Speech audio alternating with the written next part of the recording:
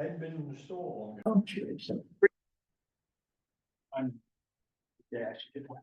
Seeing that it's She's now okay. 6:30, I would like to call the meeting of the Board of Select Persons for July 15th, 2025 to order and begin with the Pledge of Allegiance. I pledge allegiance to the flag of the United States of America and to the republic for which it stands, one nation, under God, indivisible, with liberty and justice for all. We have a quorum. Our chair, Dan Newman, is going to be a little bit late. His wife had surgery today, so he's spending some time with her. But we should be here eventually. So I move that we open the meeting. Second. All in favor? 4 in favor, 1 absent. And the first item of business is public comment. Is there anyone thing that anyone would like to bring up that is not on the agenda tonight? Okay, Bruce, thank you. Just one thing, I guess. Going out to social media on explaining the tax bills, why we have been dragging our feet so long. Should have been something went out right after the tax bills went out to explaining, the homestead. The county, just to get it out so people understand what their tax bill, why their tax bill is the way it is. Would have saved a lot of headache to a bunch of us on the other side of it, taking a lot of complaints. Thinking that the tax bill was high because of other reasons. I don't understand what took so long and why it still isn't out. Anything else? Something, within 3 minutes, go in front of a committee, goes out the door on social media, and the committee doesn't even get a chance to speak on it. This, something that's been emailed in, asked for to be sent out, still hasn't been sent out. I don't understand. So. Okay, we'll look into it. Thank you for bringing that up. Does anybody else have anything for public comment? Yes. Kara, good news of the day? Good news of the day. Well, since our last meeting, we've had 4th of July. Yeah. And we had just an incredible job done by the I think business group leading the march and Kristen at Center for All Seasons helping out, and I've never seen so many people. And it went, unfortunately, we had to cancel Thursday night, but the fireworks went off. Friday was busy. I've never seen so many people in the village all day long. It was just incredible. And then being able to cap it off with a another what do I say, craft fair in the park. So I just like to compliment the group and make sure we acknowledge all the hard work they did to pull it off. So.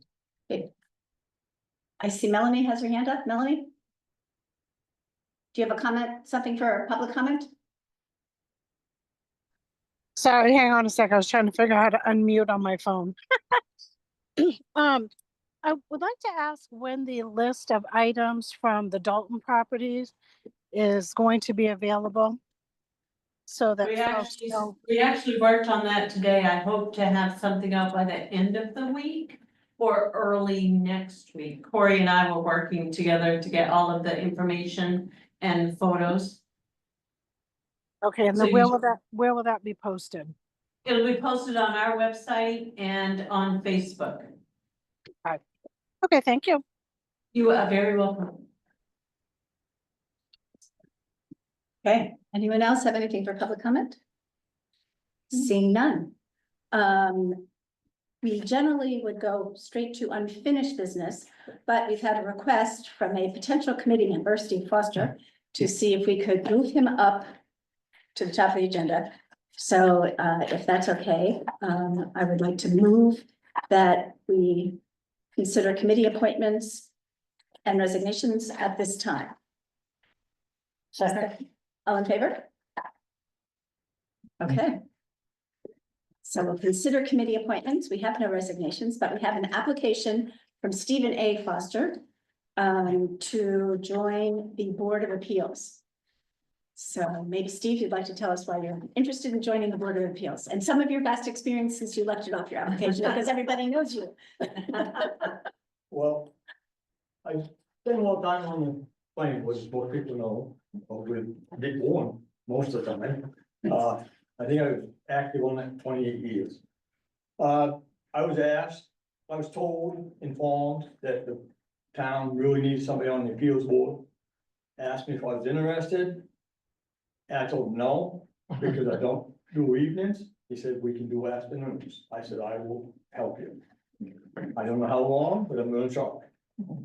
That's really, I mean, it in a nutshell. I mean, I've been in Belgrade 36 years. I've never lived more than 9 miles from where I grew up. So, I think 36 years I've lived where I am now. Right? But that's really, I mean, for me, what's gonna be done, I guess, big thing. If I can help, fine. I move we approve Stephen Foster for the Board of Appeals. Second. Any further discussion? All in favor? Or in favor, one absent. One question. Before I should say something. It's too late. Is this kind of like the alternate position? No, No, No, it's not. no, It's, you're a member. you're bona fide. You are.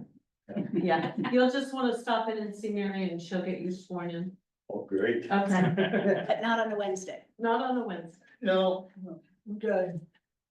Okay, well, thank you very much. It's Okay. important, it's an important position. It meets sporadically, as needed. So we need to have a full board when we need to have I've it. only been to a field meeting once, and I won't. Okay, Thank you very much. Thank you, Yeah. Steve. Thank you. Thank you. Take care. Okay, moving on to unfinished business. We have an item of gift of land. minutes. Oh, sorry, I'm sorry, the minutes. Oh, should have done the minutes first. Totally skipped over the minutes. Okay. I move that we approve the minutes of July 1st, 2025. Is there a second? Okay, any discussion? Did anyone find anything that needs to be corrected? I was not. I don't know.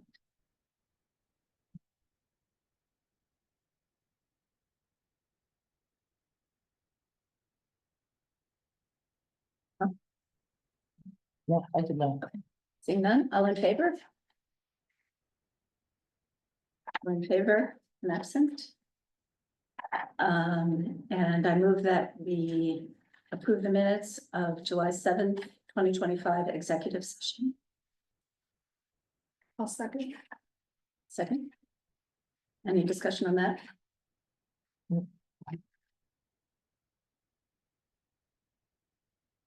All in favor? Fine to me. All in favor, none opposed? All right, now we can move on to new budgets.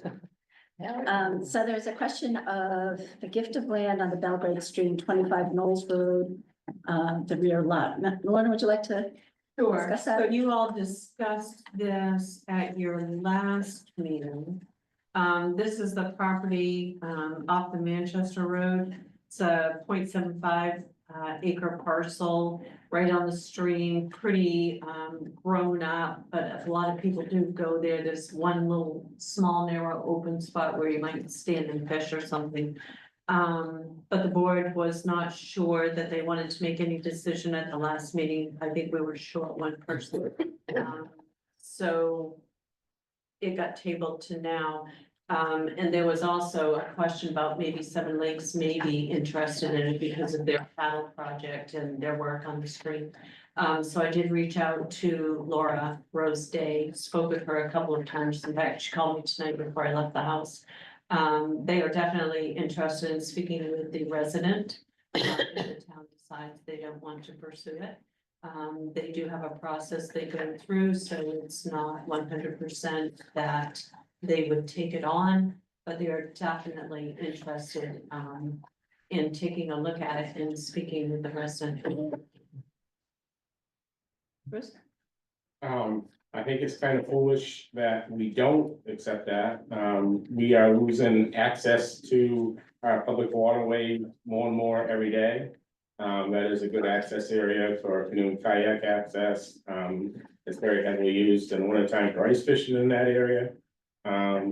So I think it would be a good decision for the town to take it on. It's not worth anything to anybody other than access.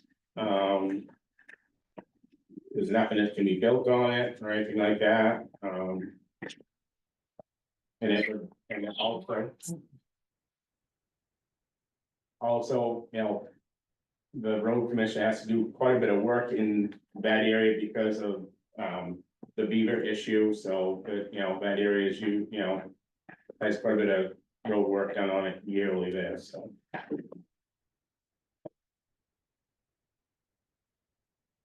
Anybody else have any thoughts? I think if 7LA will take it, they would keep it open for access. I'm worried about,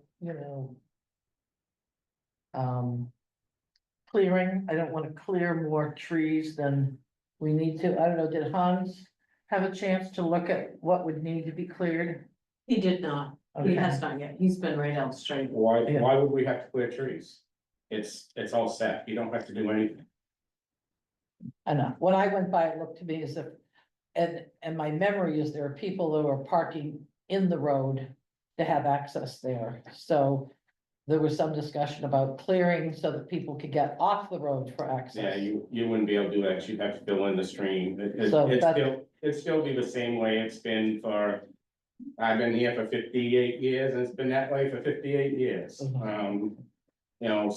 I think it's kind of, Seven Lakes Alliance is not a guarantee thing. This person, I believe, is getting ready to sell the property. The longer we wait, the less chance you're gonna have to get this access. And I feel it's foolish not to take this water access. We're trying to find water access throughout this town, and this is asking to be gifted to us. I think it's foolish that the town doesn't take it. I mean, it'd be just like, say, forget taking the parking lot. I mean, why should the town take on the parking lot then? That's the way I look at it. That's just my opinion. My concern, and the reason I suggested we reach out to Seven Lakes Alliance is because there's a terrific problem with milfoil in the stream. And Seven Lakes Alliance is doing a lot to try to bring that under control. And this could be a parcel of land that would help them in that regard. And I think the best thing for that piece of land from an environmental standpoint is not to have access on it, because anytime anyone goes in and out, particularly with a canoe or a kayak, you can be taking milfoil back out of the stream and, or So bringing it in or taking it then out. this shut the whole Belgrade Stream and Messalonsky off then.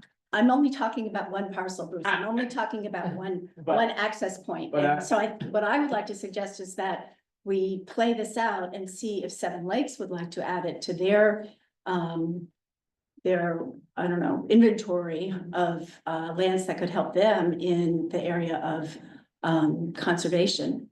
Because this is a very environmentally, sensitive area. And I did drive by there. I parked my car, I got out, I walked, you're right, there's one little tiny area. But if more and more people use it, then, that little tiny area can get expanded and expanded and expanded. And while people have a right to do it, I'm not sure that it's something environmentally that the town really wants to encourage. So, Okay, I guess the way I look at it, if you're gonna do that, you might as well shut the Belgrade Stream off from any boat and kayak access, make a policy and cut it off. Well, if we we, can't do that. if we take it on, will they work with us to Yeah. help preserve that area? Seven Lakes? Yeah, Well, I don't know, that's further Right. discussion. right. That's further I mean, discussion. if So, the town owns it, Seven Lakes Alliance will work to use it, just like they would any other parcel of land. If they use the Peninsula Park, they use the beach, they'll use it. If the town owns it, they'll use it. For their whatever access, just like they do the state. Two hands up. Oh. Two hands up, Sharon Sharon? and Melanie. Sharon Netta?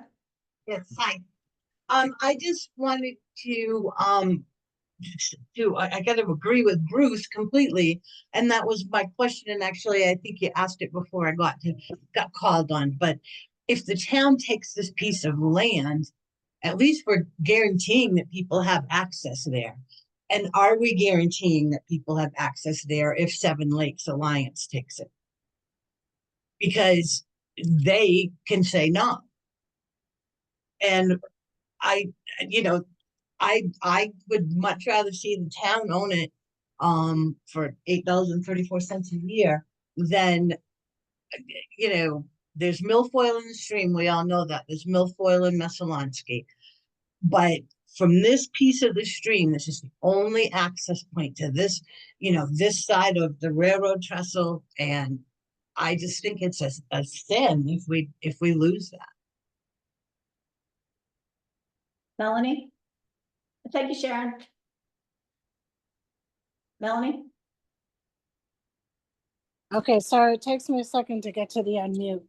So I guess I've got a question first, and that would be if someone was offering a gift to the town, why the town would then offer that gift to an organization that works within the town, but is not part of the town. I believe we have a policy for accepting gifts. And I don't recall in the policy, and you all can correct me if there's been an update. But if there's an offer of a gift to the town, we don't offer to re-gift it before we even accept it. So I guess that's my number one question. And then my second question would be, if we did, because apparently we have offered this to Seven Lakes Alliance for first refusal, I'm assuming.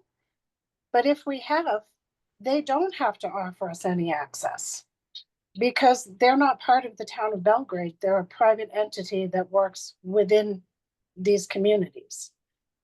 So there is no guarantee that the citizens would still have access. And I think that it would behoove us to take a closer look at the gift that's being offered, that's been being used simply out of their good nature versus the town actually owning that piece of property. So if someone can answer that first question for me, that would be awesome. I think at the last meeting, Melanie, the board wasn't ready to make a decision on it. And they wondered if Seven Lakes would be interested.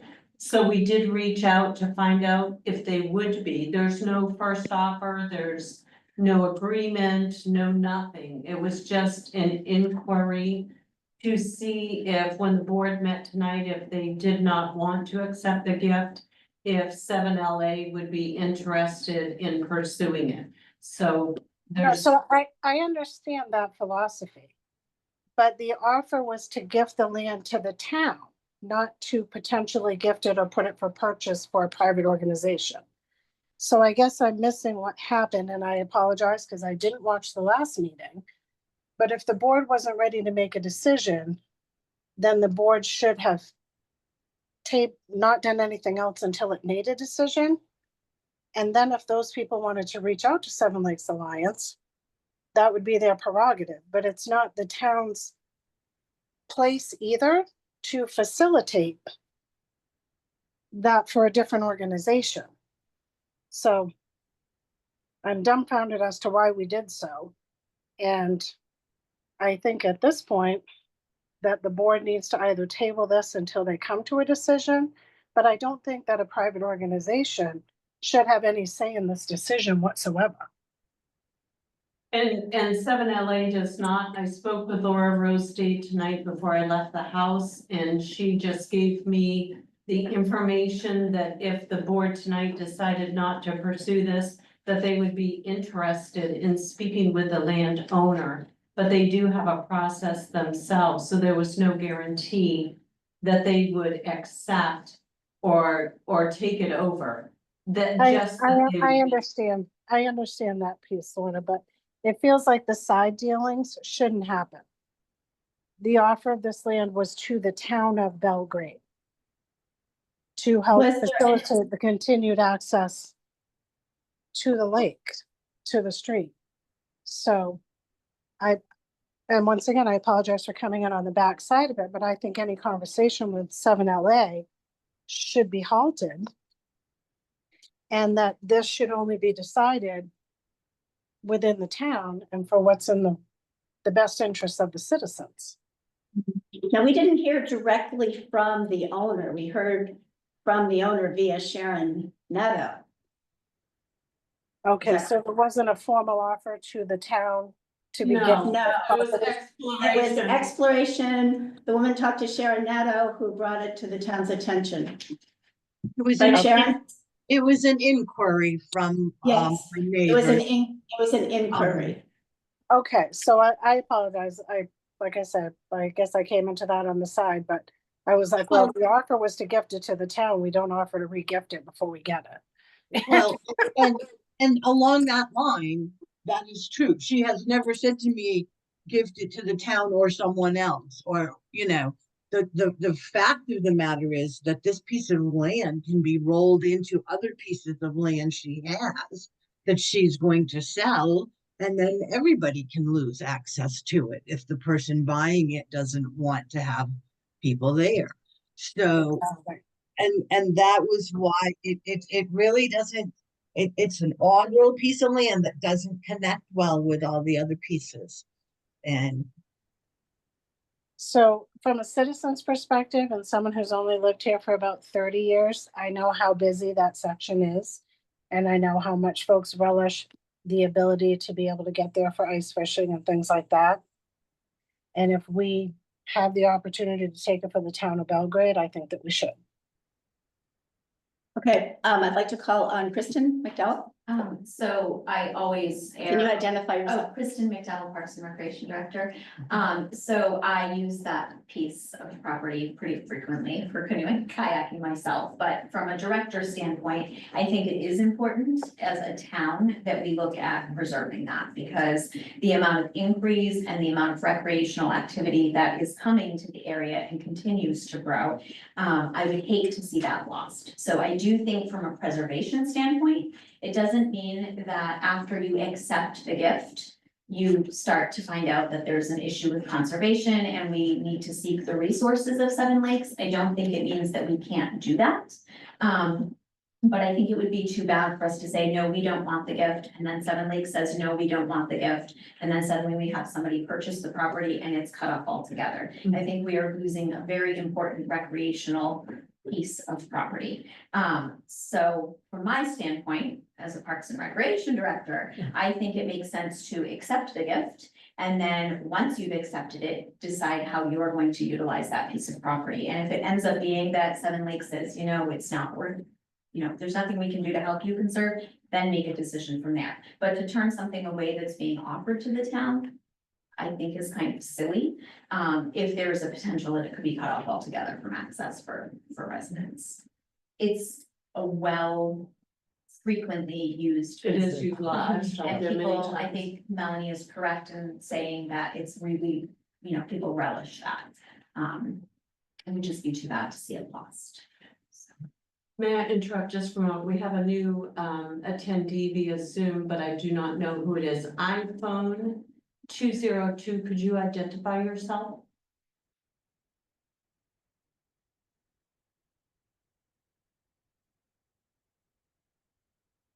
iPhone 202, could you identify yourself, please? Remove.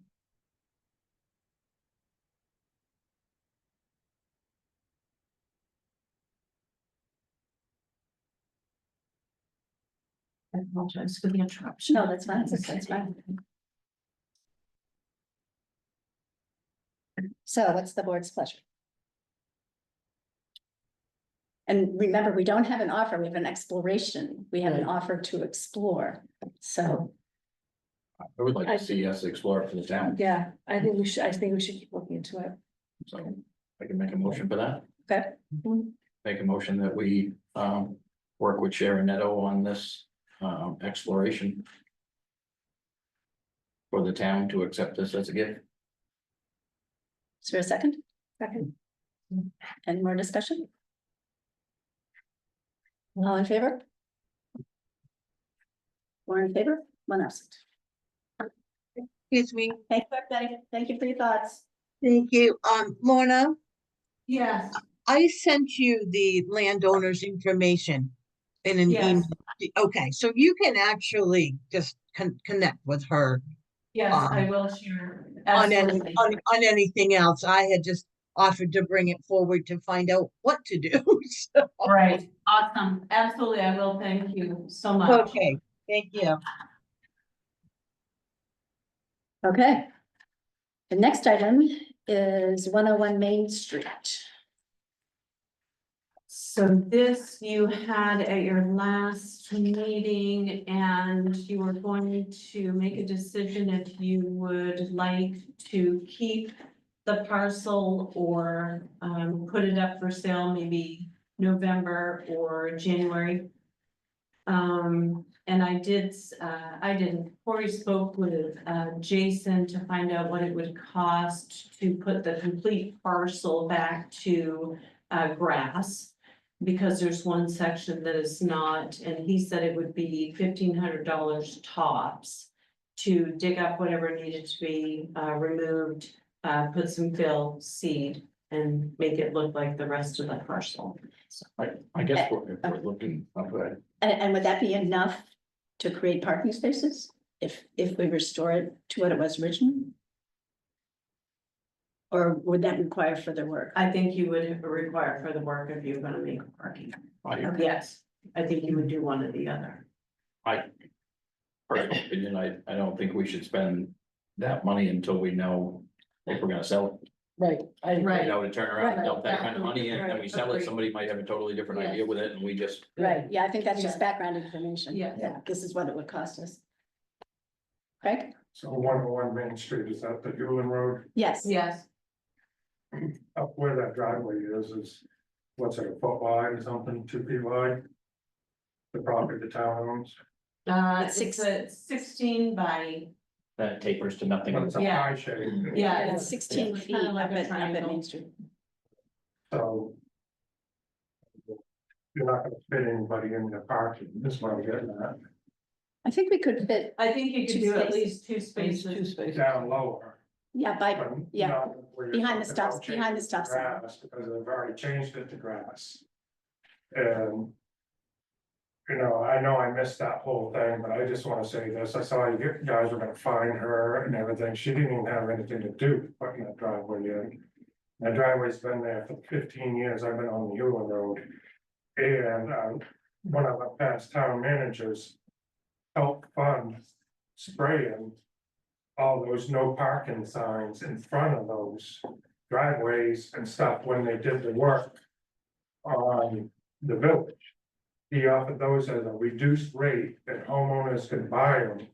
At a reduced rate and they come in and spray no parking. And this is when Maria Anderson owned it, cause I Right. did work on that back then. And that driveway's been there for at least 15 years. And then you're finding this new owner for it. Well, the question before us is not the issue of the fine, the I question know, but before I'm us just making is. you guys aware. No, we know. The question is, should we retain this parcel of land? Should we put it up for sale? So that's the question before us right now. So you guys knew and you still find her, or did you find her? Or what was the results of the fine? There was a letter, a notice of violation signed by our code enforcement and the Board of Select Persons. So yes, it's fine. They found her. Whatever. Okay, so I guess I think it's worth holding on to the paper. She's already put in another driveway. Yeah, she has put in the driveway. So, I mean, I guess I would like to look into the possibility of.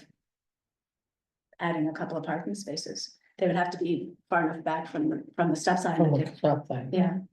But I mean, I think parking is so critical downtown that even with the new parking lot, there's still a lot of parking. So if there's a way to grab a couple spaces there that we can do, I'd like to at least know whether we can or can't before we put it up for sale. Bruce? Is it already marked out, no parking at this time? No, Okay, Yeah, the side of the street. yeah, so. So, so should we Yeah, get I don't know how some, much space that takes.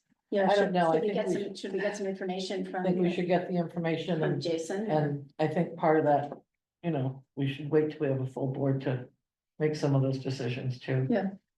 So, Okay, so I move that we ask Lorna to gather information about the cost of converting the property that abuts Yulin Road to one or more parking spaces. I'll second that. Barbara, you have a hand up on this. Oh, I'm sorry. Melanie?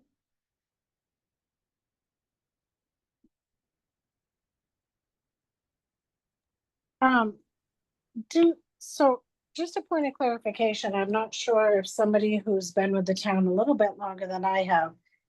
But it seems to me that in years past, there were 3 parking spaces there. And it may be that parking space requirements have changed. So perhaps it's actually 3 parking spaces and not 2, which we all know is crucial down in the village. And I guess my other part on that would be, there was a driveway in that general location, but the driveway that's there now was not.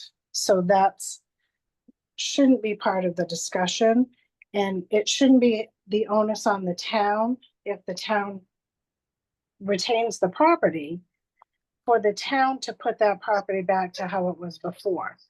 If we're gonna put it back to grass, or, you know, if we're gonna do something different, that should be on the person that actually did the changes to it without the right qualifications of permitting.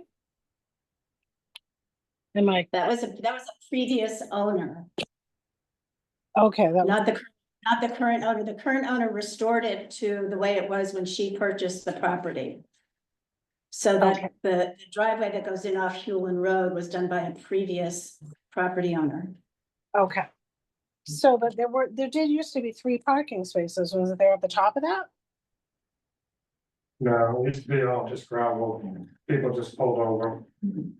Okay. So not, There's no not official- not people official thought parking. it was the place they could park, so they. And they used to sell, Okay. they used to sell vehicles there, boats there, used to be stuff parked up there all the time for sale. So So a maybe lot of people have used this, it has a long history of being used. And it was okay with the previous code enforcer to put that driveway in, because she's. The person that put it in was an ex-California Highway Patrol officer that retired and bought that place, and she did everything by the book. And so back then, it was fine. Now we have someone running around fining everybody for that stuff. It's disappointing. Okay, so do you wanna make a decision on this to have Lorna look into? I think we need to look to see how many parking spaces we can get and then decide. And what the cost would be. What the cost would be, and if we're gonna put it in parking spaces. I would assume we'd maybe put gravel down instead of grass, I don't know. I mean, I don't know. the I think answer that's a to that. question for Jason's, right? Question for Jason, and cost, and whether it's in the budget for this year, and whether it needs to be looked at a budget for another year. Right, We just need to get those answers, so then we can make a decision. Craig? I would think if you're gonna make an official parking spot, you'd have to pave it with your big lines, Maybe.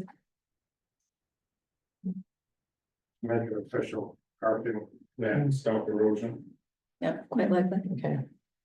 Okay, Carol, would you like to make your motion? Oh, I move that we refer this back to the town manager to ascertain how many parking spaces can fit there. And recommendations on what to do for the substance of if we put it into parking spaces. And the cost. So we had a motion on the floor that had been seconded already. Oh, for the Oh. same thing. Barbara motioned to have me get cost information for Oh. 2 to 3 parking spaces, and then we added. Or I made a note, put gravel instead of grass, do we have to pave? Carol, you seconded, but no vote was taken. Okay, So we So we could could just vote on we could that. Go with that. Okay, yeah. So, everybody ready to vote? All in Yeah. favor? All in favor? okay, Thank you. okay. All right. So next we have a complaint policy. This you had discussed previously, had the complaint policy, to review. It was tabled, from your June 3 meeting. And we did have some feedback from that meeting, which I included, which you all saw, you will receive that. You have a copy of the draft, and then I pulled some information from our communication, policy, which just gives you a little bit more history and to see what we actually may have on the books, which is not a lot.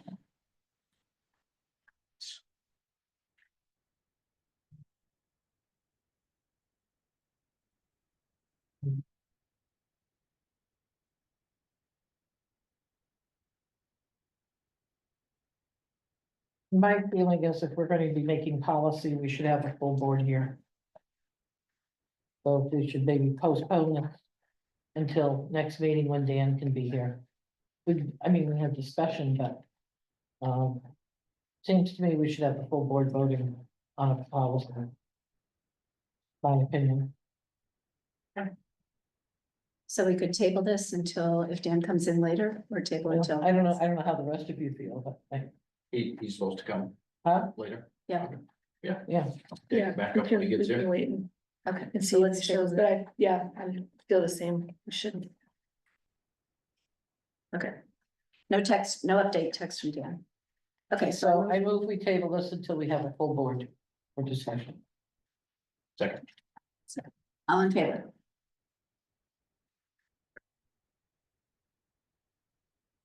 Okay, so the communications policy is here just to supplement the.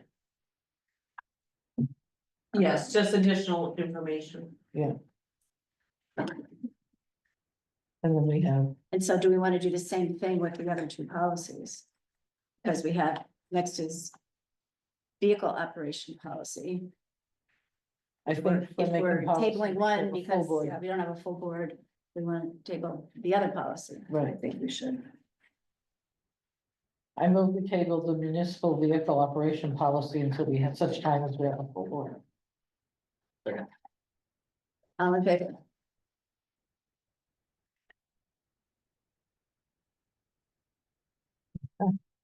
Moving right along. Moving along. Okay. Center for All Seasons pathway bids.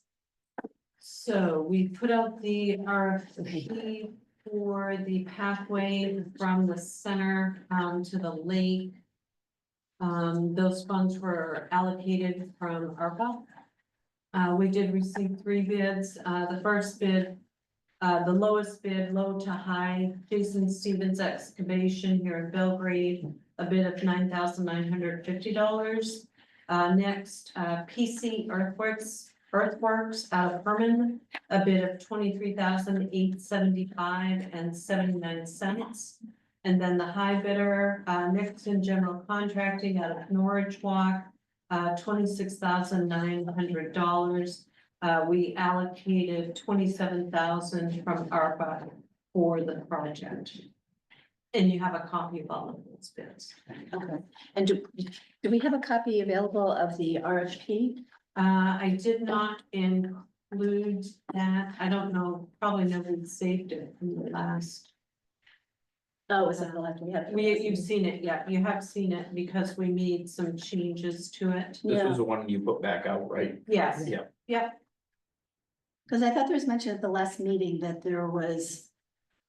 It was more than, the RFP was more than just The- the Center for All Seasons. no, No, okay, it's just, the only allocation was for the Center for All Seasons for the pathway. okay, We only got one bid on it that. Yeah, we only had one bid and it was high, Yeah, over budget. okay, and was it one of these? previous Yeah, ones? they did rebid. Yeah, Okay. they did reduce Okay. their bid from the last. Yeah. So it's interesting that there's such a discrepancy. We have a question. this is sort of a no-brainer. We have Yeah, a question. I would say. Melanie has a question. Melanie? Oh, yeah. And Kristen. And Kristen, sorry, That's Kristen. okay, you're fine. Go ahead, Hi, Melanie. Hi, guys.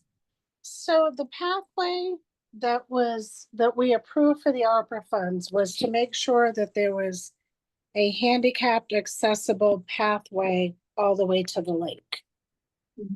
So the last one of these that I reviewed, and I did review it kind of quickly, but looks like gravel and, or some sort of a mix. And so my question is, who's gonna navigate that in a wheelchair or a walker or two crutches because they have cerebral palsy or they have trouble walking and need two of those?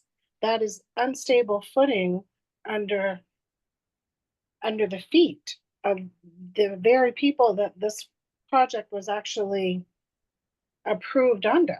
This was the request for these ARPA funds.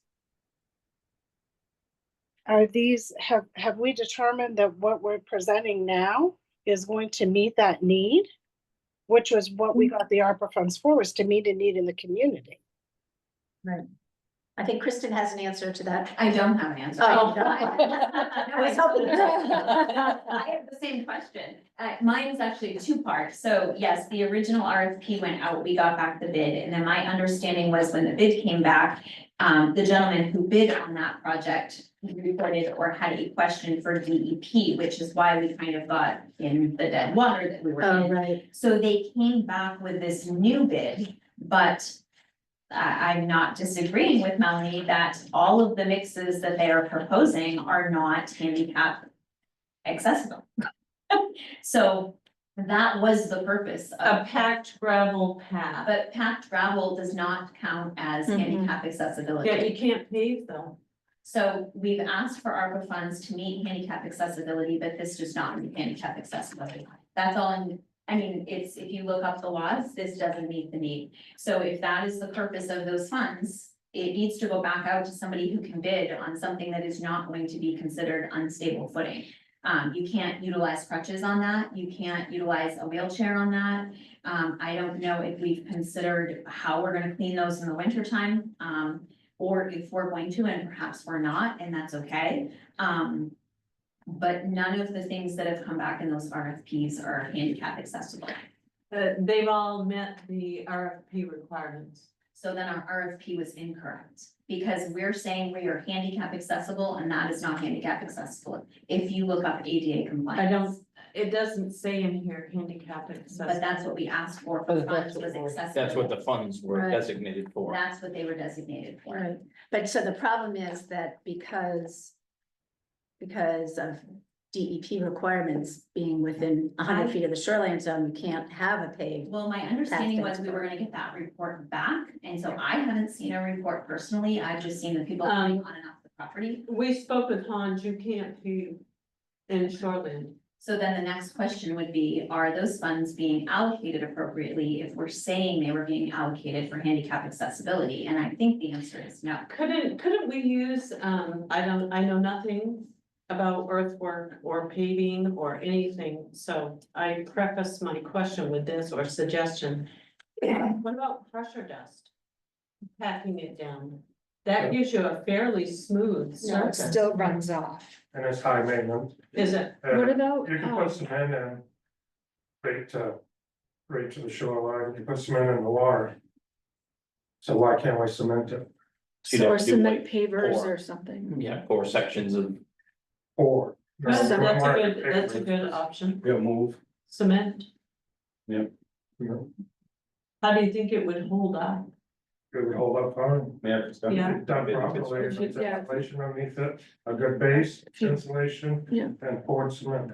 I would say this is important to make sure we get this right, especially if the funds Right, are yeah, saying that, you know. Agree. And I'm not saying it's wrong, I just quickly looked up the ADA compliance and then looked up what was presented back, and in my opinion, they weren't compliant. So if we're saying that that's what we designated or allocated those funds for, I think if anybody came back and said, hey, we noticed you allocated this much money Right, to make this handicap accessible, but it's not.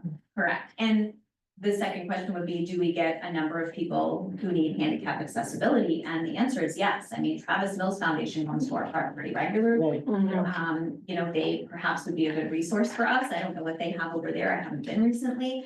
But we had, you know, a van come the other day for lunch and we had 5 people get off that bus in a wheelchair and they had to stay on the grass line because they can't get into the park. Not easily. They can, but they can't get in easily. Yeah. And we put those new stairs in, which was prior to me, but those stairs aren't handicap accessible. So once they get down to the waterfront, it's kind of for all seasons, you've eliminated them from being able to get in the water already because you have rock and then you've got 4 granite steps down. So I just want to make sure we're getting it right if we're saying. Absolutely. Sounds Yeah, like we need to yeah, go back absolutely. and do Sounds some like, more work. sounds like we need to go back to Melanie has her hand up. Melanie.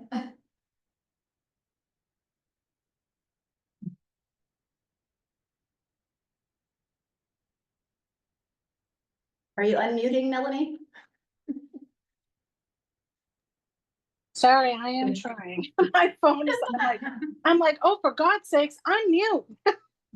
Okay, so my suggestion would be, when you look at, if you pull up handicap accessible ramps towards, you know, oceans and things like that, they're generally made of concrete.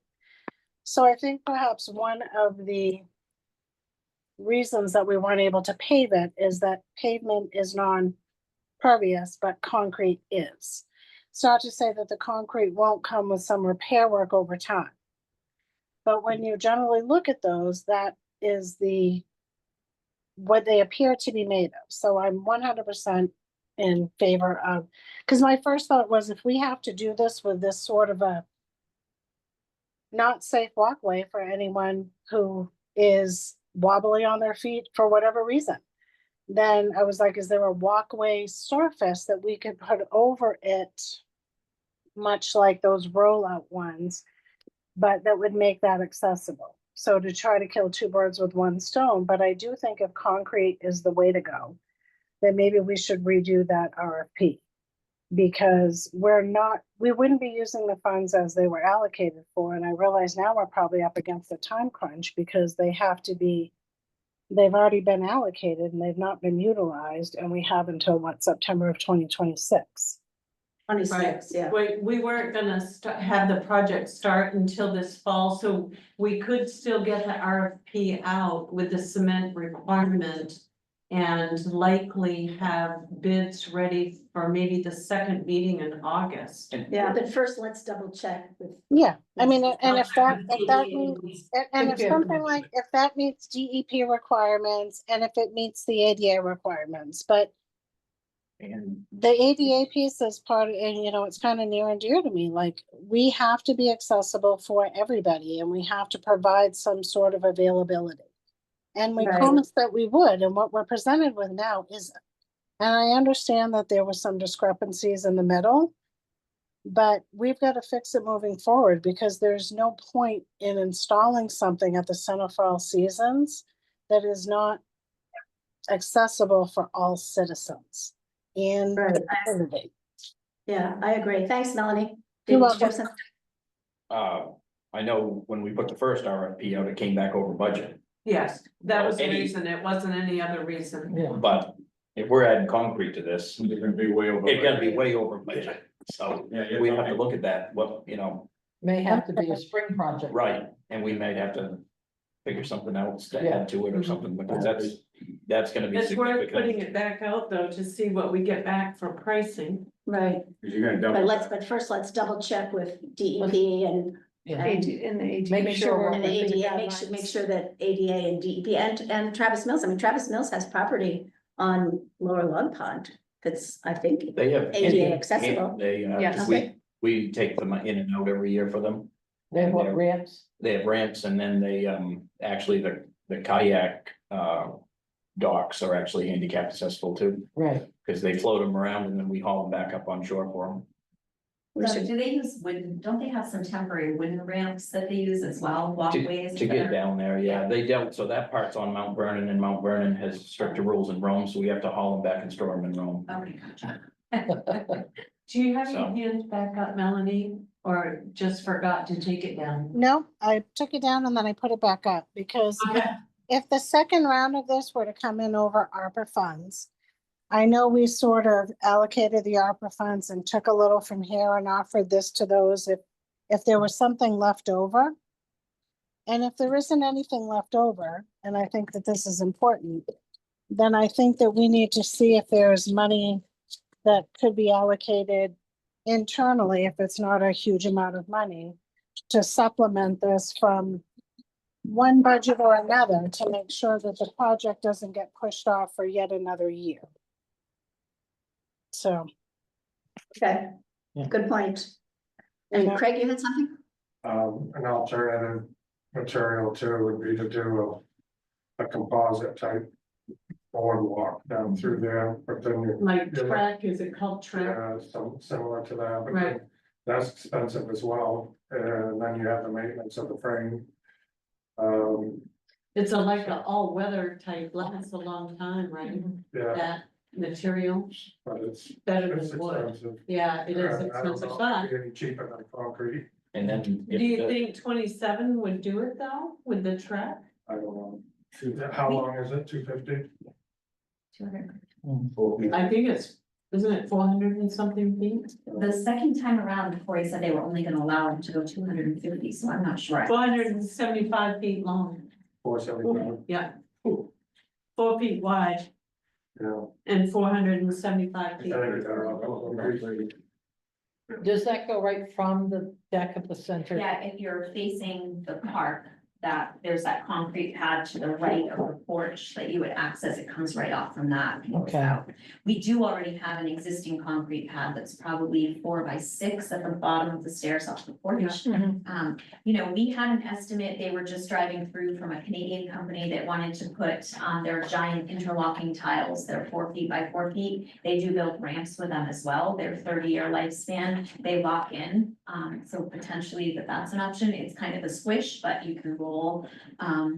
They're safe, the entire playground was estimated at 63,000. So, I mean, that's a lot of square footage, obviously, we're not doing Yeah. that, but they were just coming through. But I don't know, when you're talking about a walkway, you know, it moves with frost, which is kind of nice, it can be snow blowed, but perhaps that's something that could be considered. Obviously, we need to do some more research on this.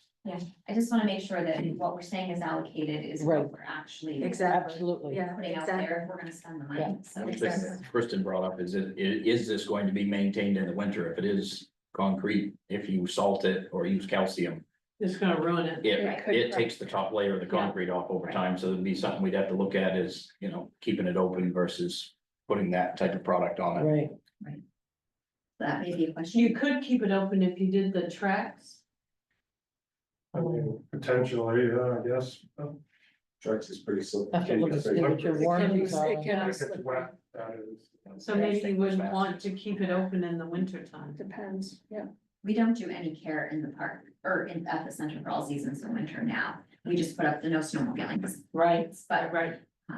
other than that, there's no maintenance. So. Yeah. That doesn't mean in 5 years or so that we're not gonna want it open, right? Right. So could we ask Lorna to work with Kristen and Corey to come up with some parameters and Come put up out with some another guidelines. RFP? And maybe there's someone at Travis Mills that could give us a little guidance on it Yeah. too. Yeah, You know, what we think works fine and you talk to someone about, no. So, I can reach out to them. yeah, They'd be more of an expert on it. Right. yeah, exactly. just so we make sure that we are appropriate. Okay, so I move that we ask Lorna to work with Corey and Kristen. And do we have to vote on not accepting any of these? Yes, Okay. Yeah, you'll I want make- to reject them. Oh, I- she's do we want to do she's that? making a motion now, Yeah, we'll do that refer it. next. and then we'll, Okay, so what do we say? Just a motion for me to work with Corey and Kristen on, Appropriate handicap handicap accessibility. accessible within the lake. shoreline zone. That meet Pass. DEP and Hmm? ADA and What? DEP. Yeah. That meet ADA and DEP. ADA and DEP requirements.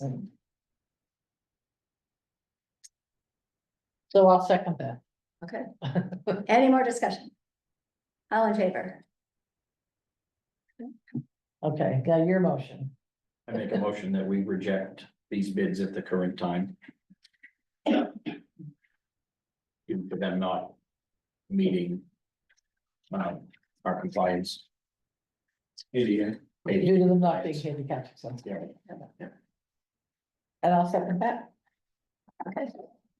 All in favor? Okay, 4 in favor. Okay.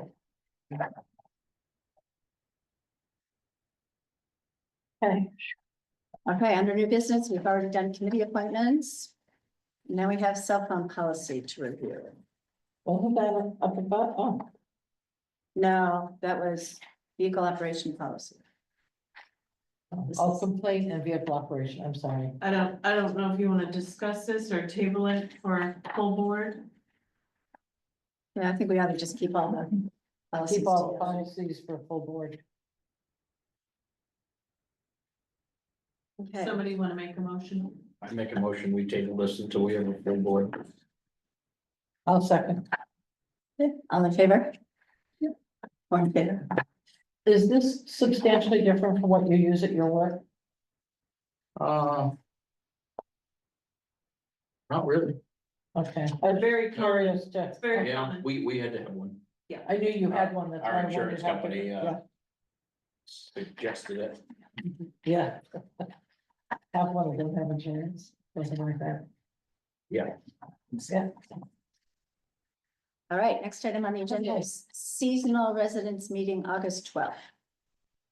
I pulled the last agenda, and modified it just a little bit. So you have a draft to work from, whether you choose to approve that or add, take away, it's up to you. is it in here? My concern is getting more people to come. Yeah. I know it's hard on August evening, a lot of other things people would like to do, but just so that, I know it's out on the sign outside, and I know it's on the website, but just if we can keep getting it out there on Sure. social media, that would be great.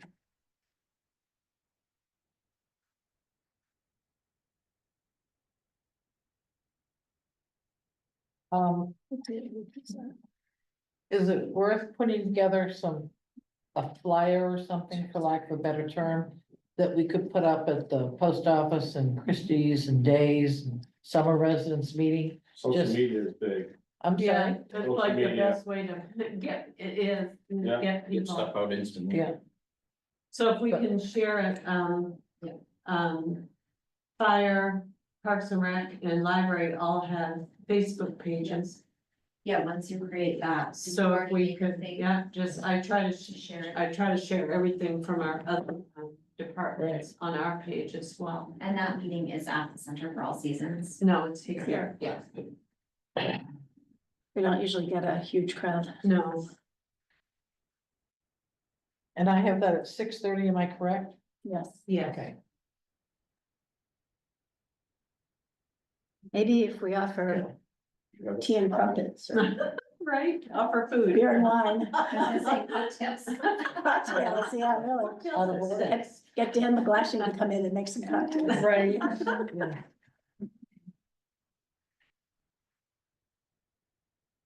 Well, Okay, Did anybody have any changes on the agenda or?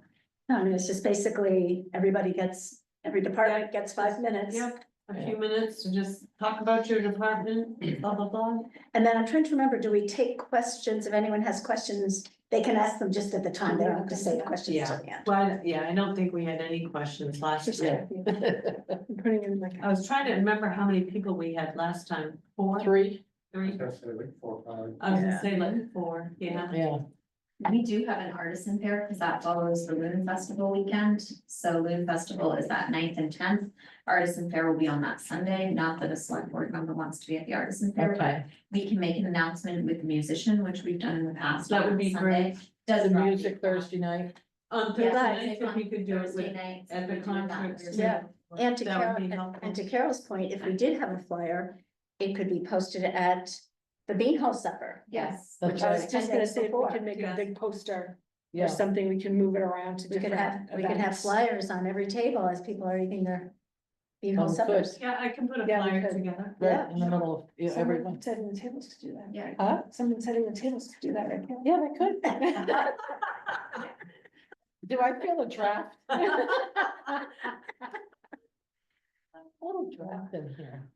Okay, anything else on seasonal residence meeting that you need from us? Okay. No, I'm all set, thank you. I wanted you all to look at this and kind of give the approval, and it was Yeah. great to get some ideas for getting the word out. there. Getting the word out. Thank you.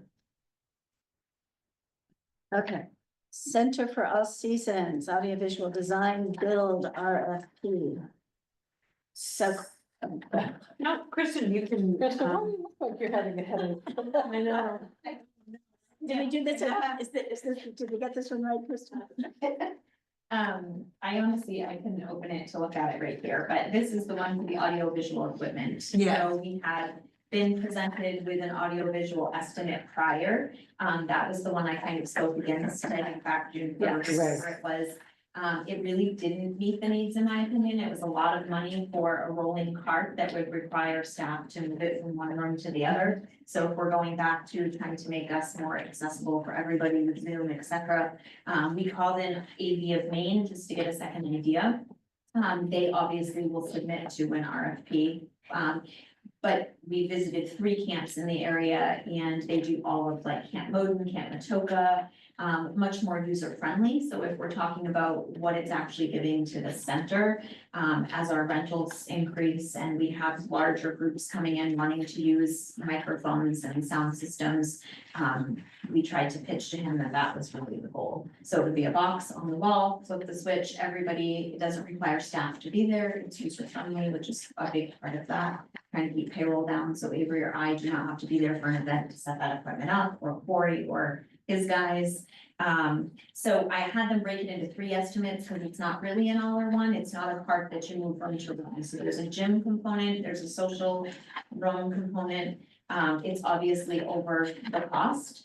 It's less than the original build for a lot more things, but we would have to put it out for RFP, so, that's just. Because it's over 15,000, so it has So to. I think the original one with the rolling cart was like right around 22, you'll see this one's broken up into 16, 6, and whatever, 30 was. So, and basically this RFP, asks bidders to visit the center so Yes. that they can see the Oh. space and what the needs Yeah, are. that's So important. the original bid they had never done a site visit, it was photos that had been taken by Right. Dan and then additional Yeah. photos that I had taken. These people have already come to the center, so they were there for like 3 hours. So they did an actual sound test, they tested our audio. We showed them how town meeting gets set up. They picked all of our dead zones for people with hearing impairment or older people who have trouble picking up the sound from a certain corner. So they really did a lot of testing. There's no service agreement required with them. So once you sign on with them, they service you for free. So it's once a year, but if you need them, they will come. And just, I think the education component was important for us because any staff member, I mean, any one of you could walk in, never have using the sound system with just a 4-point card that you literally just click switches and the sound system. So that was the ultimate goal, rather than having to flip switchboards and, you know. Okay. Simple is Right. better. So we need to put it out to RFP. We know we'll get a bid back in from the original because he emails me 25 times a week. Probably calls me 50. And then this gentleman will bid back. They're really the only 2 probably in the area that will bid, so. But we'll put it out as we normally do, As we so. know to, yeah. So on this front everybody page, has the opportunity. on this front page, it says audiovisual design built in the Center for All Seasons gym, social room, and. Oh, so the and is like the entryway because that's where the box has to go, so that's kind of to be determined when you walk up the Center for All Seasons hallway. It's the gym is the primary concern, the social room would just be a bonus. Really all we get in the social room is like a meeting room space.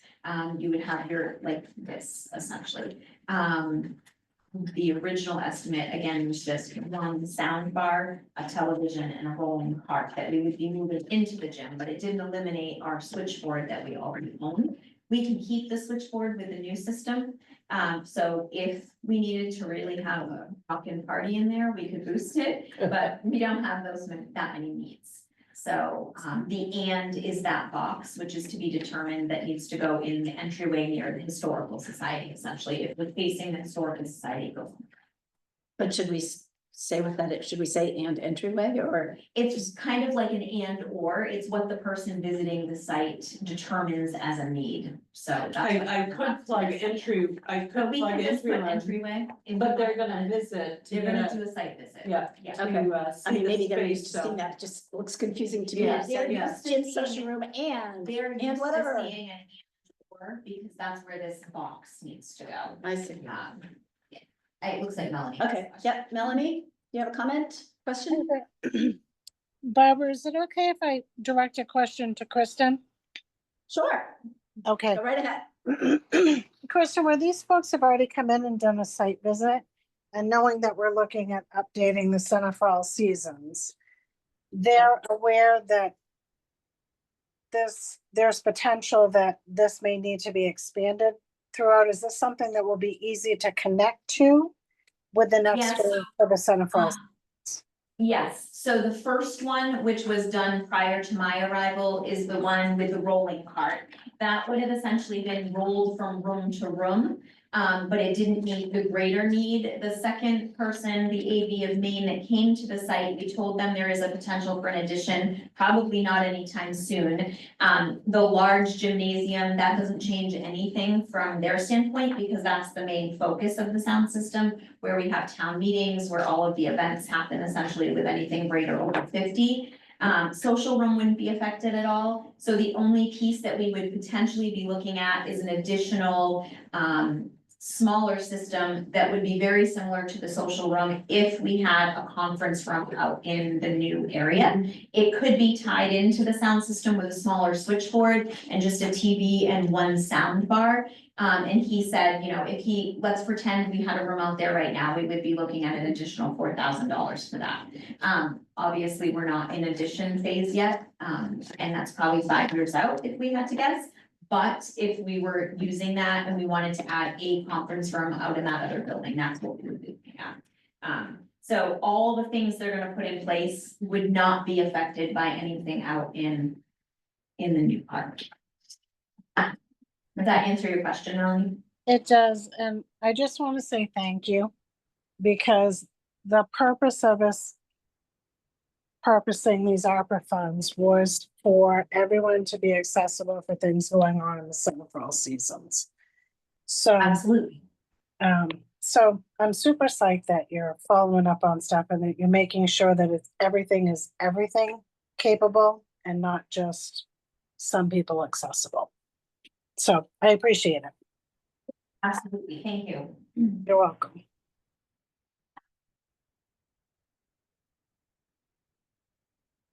Okay, so do we need to approve this RFP? Yes, please.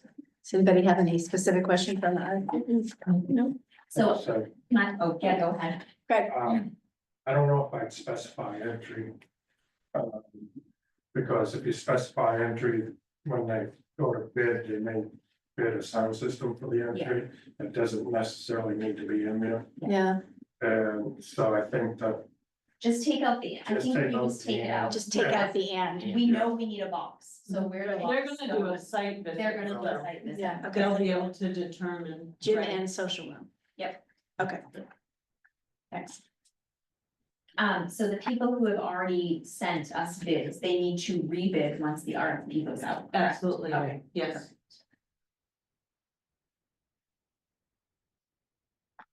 Okay, Did we have a motion?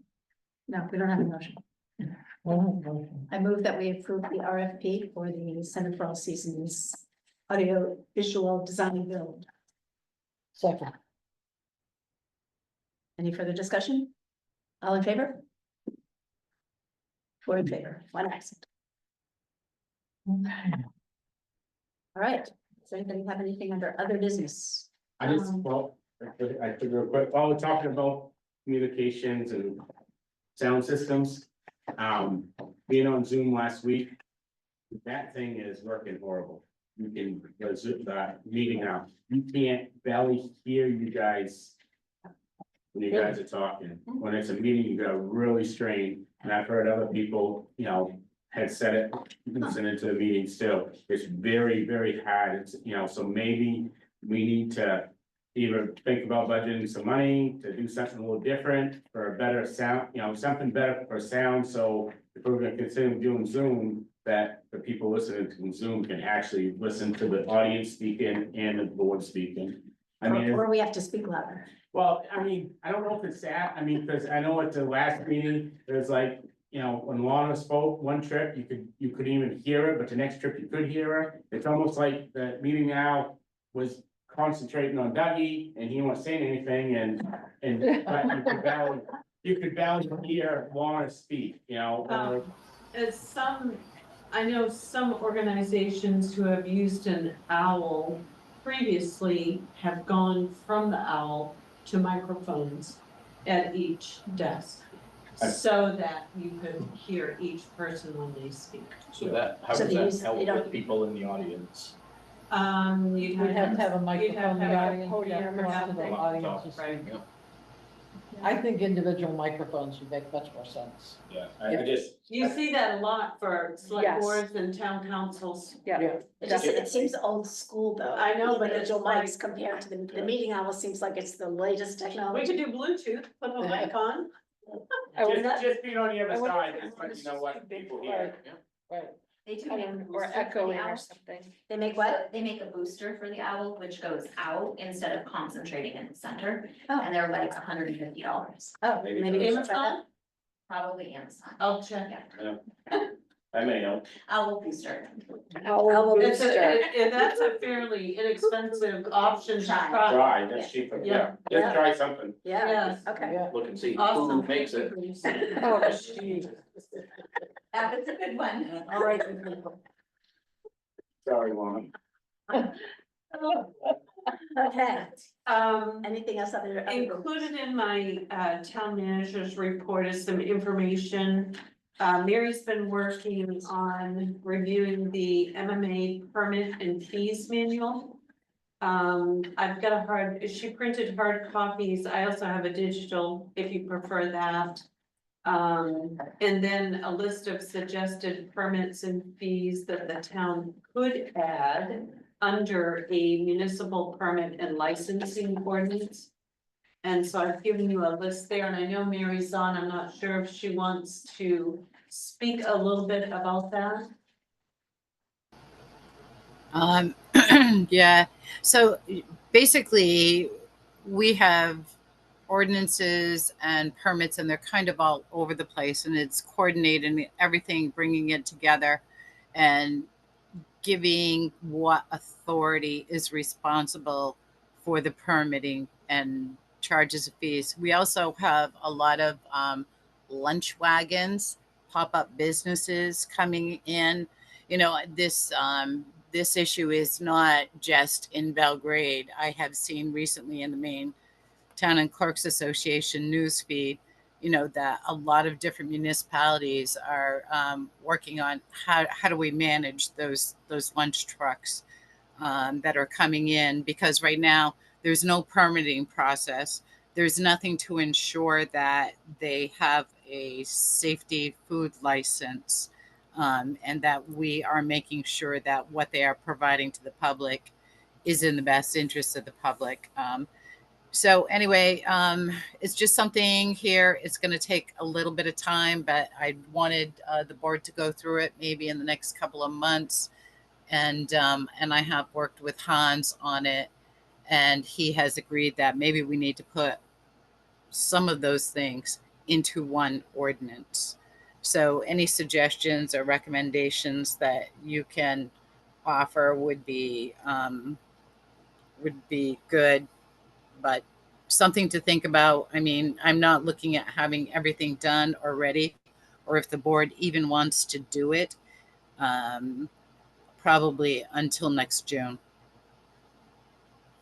It's a lot of work, and the front office has been extremely busy.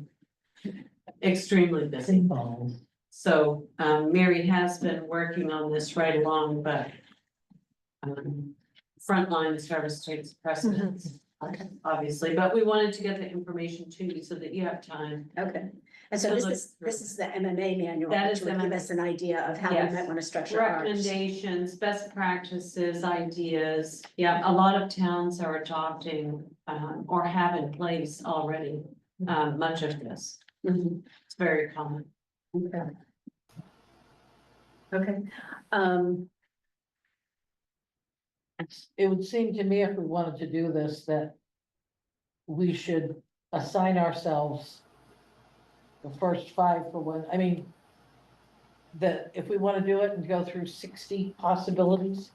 Well, Mary has a, if you look on the town manager's report, she, Okay, has put together a short list.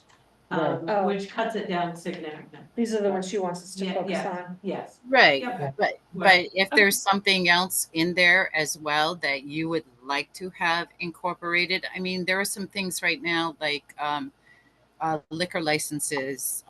We can actually charge. Right now, we don't charge anything. We just say okay, and it gets approved of by the state, and they pay a state fee.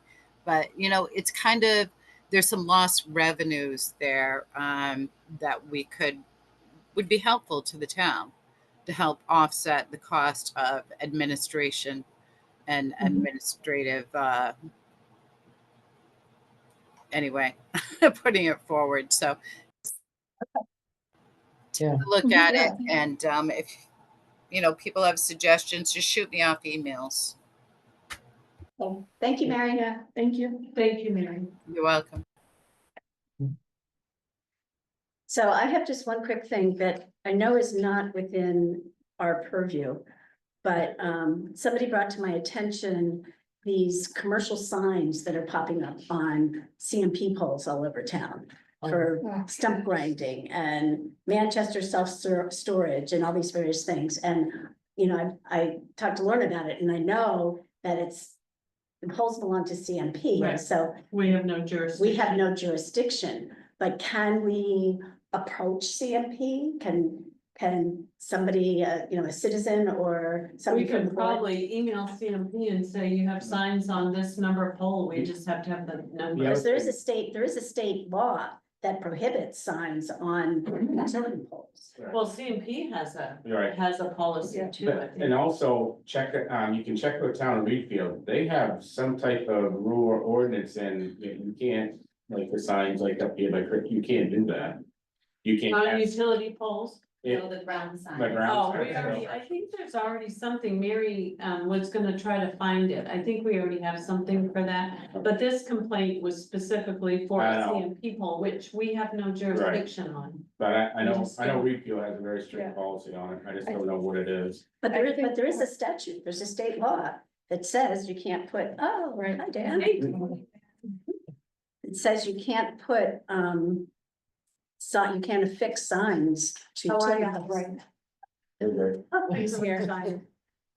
I think, Oh, that's right, last time we talked to the whole passion word.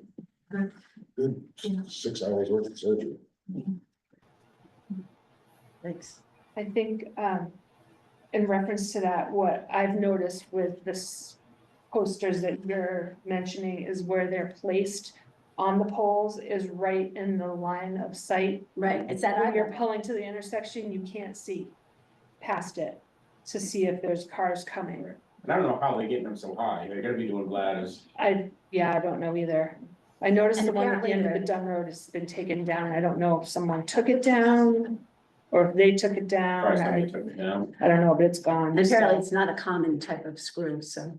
Yeah, I don't know what kind of device you need to get them down, but. I don't know, So but I I was know just they're asking in a if there very was, if there was something that we can, interesting location.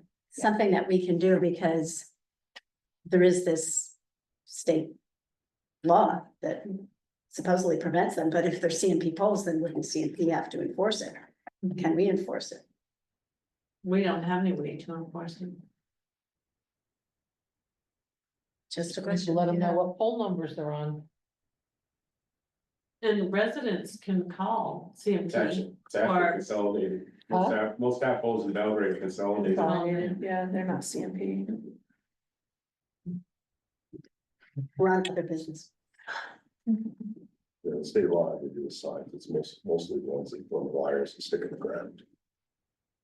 Well, this one has to do, there is one that has to do with affixing to utility poles. Yeah, but I mean. And they explain that it's, But it's usually the utilities have to fight with those, so. Yeah. You have a hand up. Oh, Melanie, So we can't take them down off the CMP poles. We can make them aware of them. So if facilities maintenance is out and about on the way to the transfer station, we know that sometimes the Dunn Road is an issue. Facilities maintenance makes a list of the pole numbers where these signs are, turns it into the town manager, who sends a letter to CMP alerting them to these signs on their poles. Yep. Easy peasy.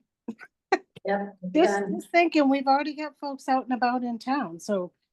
And it shouldn't be the owner, should not be on the citizens, especially when we're also potentially considering a policy where citizens aren't allowed to go to their select board members, they have to put stuff in writing. So my philosophy on this, I guess, if facilities maintenance is already out and about on the roads, take note of where the signs are.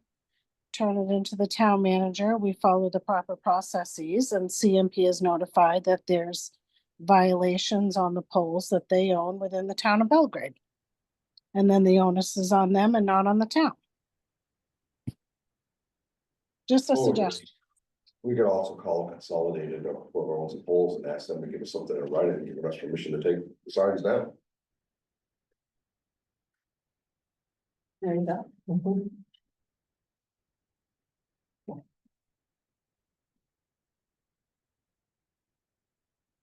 Okay. Couple of solutions. All right, anything else under other business? Moving on to warrants.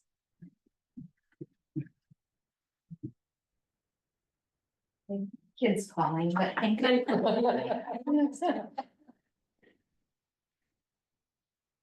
Okay, I move we approve warrant number 70. Oh, Dan, do you want to take over? No, you take over. Actually, before we do the one, person who's left, but I do have a question. I had a couple people ask me, how come the hours changed on rec this year? Used to be you could drop kids off at 7:30 and pick them up by 5:30, so people could go. Staffing issues. Okay, well, I think next year we need to find a way to see if we can get back to that, because a lot of people have trouble dropping off kids and getting to work. Trying to get back in and pick them up after they get out of work. So. Some people just dropped them off and left. Yeah, I heard about it. yeah, so I mean, I think They that's will? something we need to think Said, about. too bad, I gotta get to work and left him there anyway. Oh, jeez. Okay. So I think it's something we really need to think about with next year. And we put it on Yeah, Parks and Rec agenda. we used to have to pay extra for that, which, you know, as a working parent, I was totally fine with. Yeah. it's doing, just I've heard from a couple of yeah. people, it's been very hard for them to. Yeah. Deal with it, get kids. So I heard about it last week. And the last question is the pool open yet? Did we finally get that? Okay, because a week or so ago, it still wasn't open. I didn't know if we were still waiting for a state inspection after we did the line there. Open, to my knowledge, it was open. Okay. Can you double check, make sure that's happened? Cool, I wanna say she's swimming. Thought it was, Okay, but maybe it opened up last week or whatever. I know a week or so ago, somebody asked me, I said, I don't know, maybe they're still waiting for the state to. Because after we replace the line, I assume the state would have to come in and inspect and do everything again. Yeah, do something for the state. Yeah, to bring it to the. Yeah.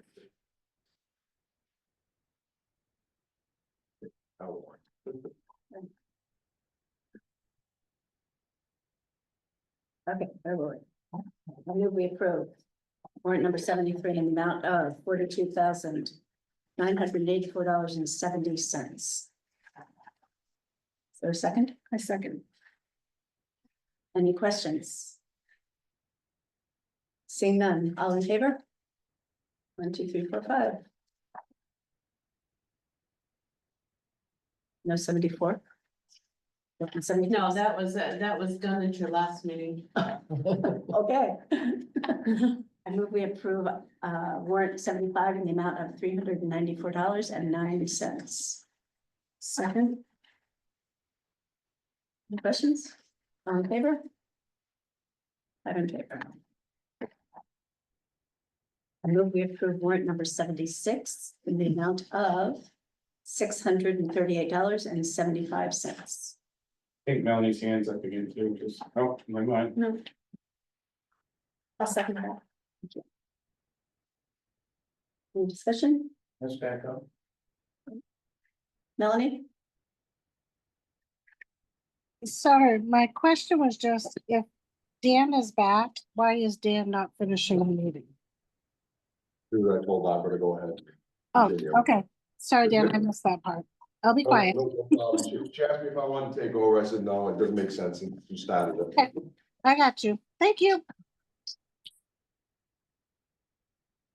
Okay, warrant number 76. We have a motion in a second. Yes, no vote. Okay, all in favor? I'm in favor. All right, warrant number 77. I move we approve warrant number 77 in the amount of $32,806.97. Second. Discussion? All in favor?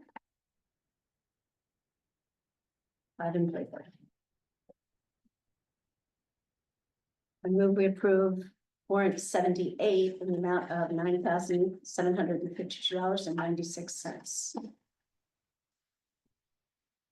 Second. Second? Michael and second. All in favor? I'm in favor. I move we approve warrant number 78. Sorry, 79 in the amount of $800. And second. Any discussion? All in favor?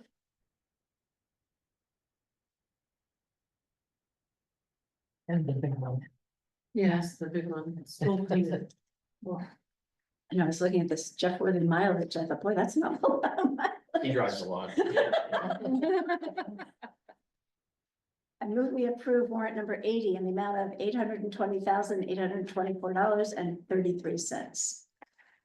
Second. That's a long one. Any questions, discussion, concerns? I didn't have any. Once you get away from the RSU installment, there's not a whole I lot know, to so gulp. look at. Okay. All in favor? I'm in favor. I move we approve warrant number 81 in the amount of $8,650.04. Second. All in favor? Aye. Move we approve warrant 82 in the amount of $35,596.81. Second. No questions? Discussion? Okay, all in favor?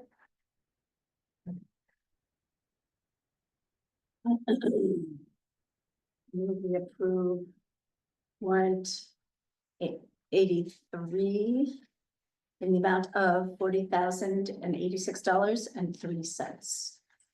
Second. Any discussion? All in favor?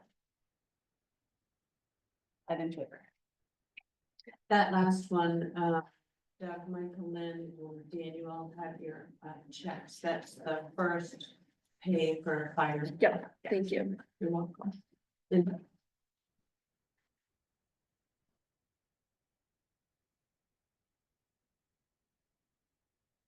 All right, next is the town manager's report. I'm going back to what you guys tabled, until you had a full board.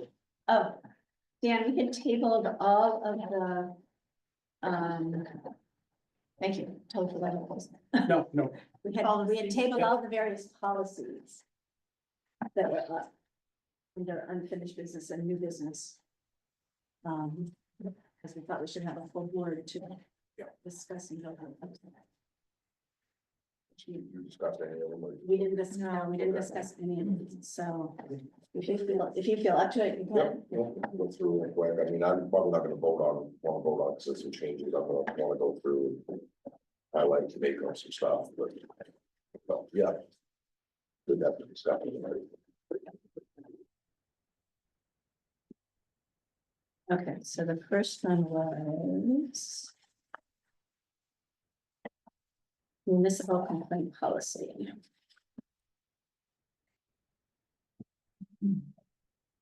This came about in response to oh no, I guess Sarah responded to the original. Right, that was last discussed at your June 3 meeting. Right.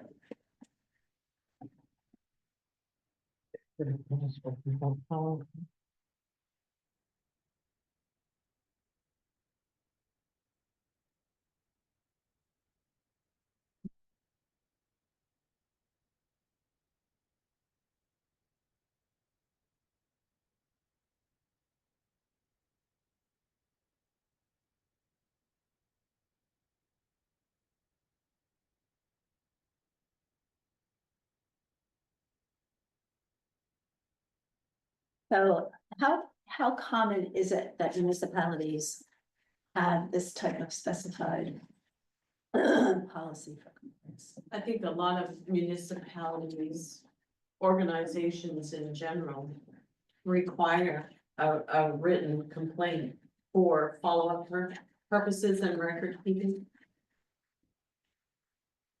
Do we have any examples of other town or municipality policies? This actually came from another town. Okay, which towns? I don't know unless I go back and look at the original file. This was some time ago. I pull from everywhere. That's a good- I'd- I figure if it's already done, why reinvent the Right, wheel? but I'd like to see multiple, different towns and see how they're handling it. For the thought or something.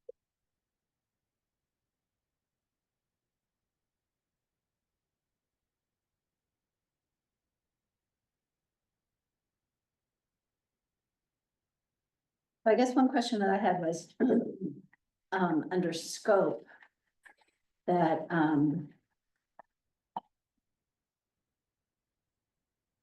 that the policy does not address these various other things. But should it specify where people can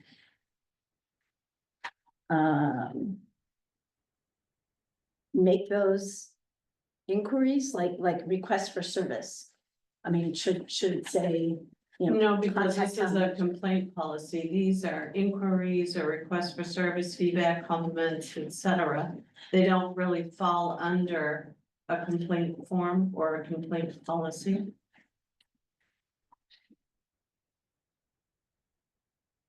So if someone wants to submit a compliment, how do they do that? And maybe this is what We you're get saying is emails.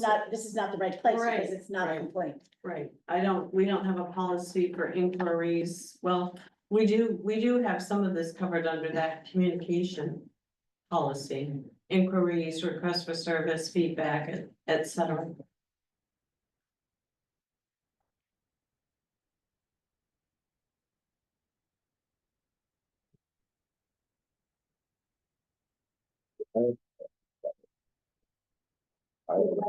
Filing a complaint, because I honestly think that anybody should be able to come to any town committee.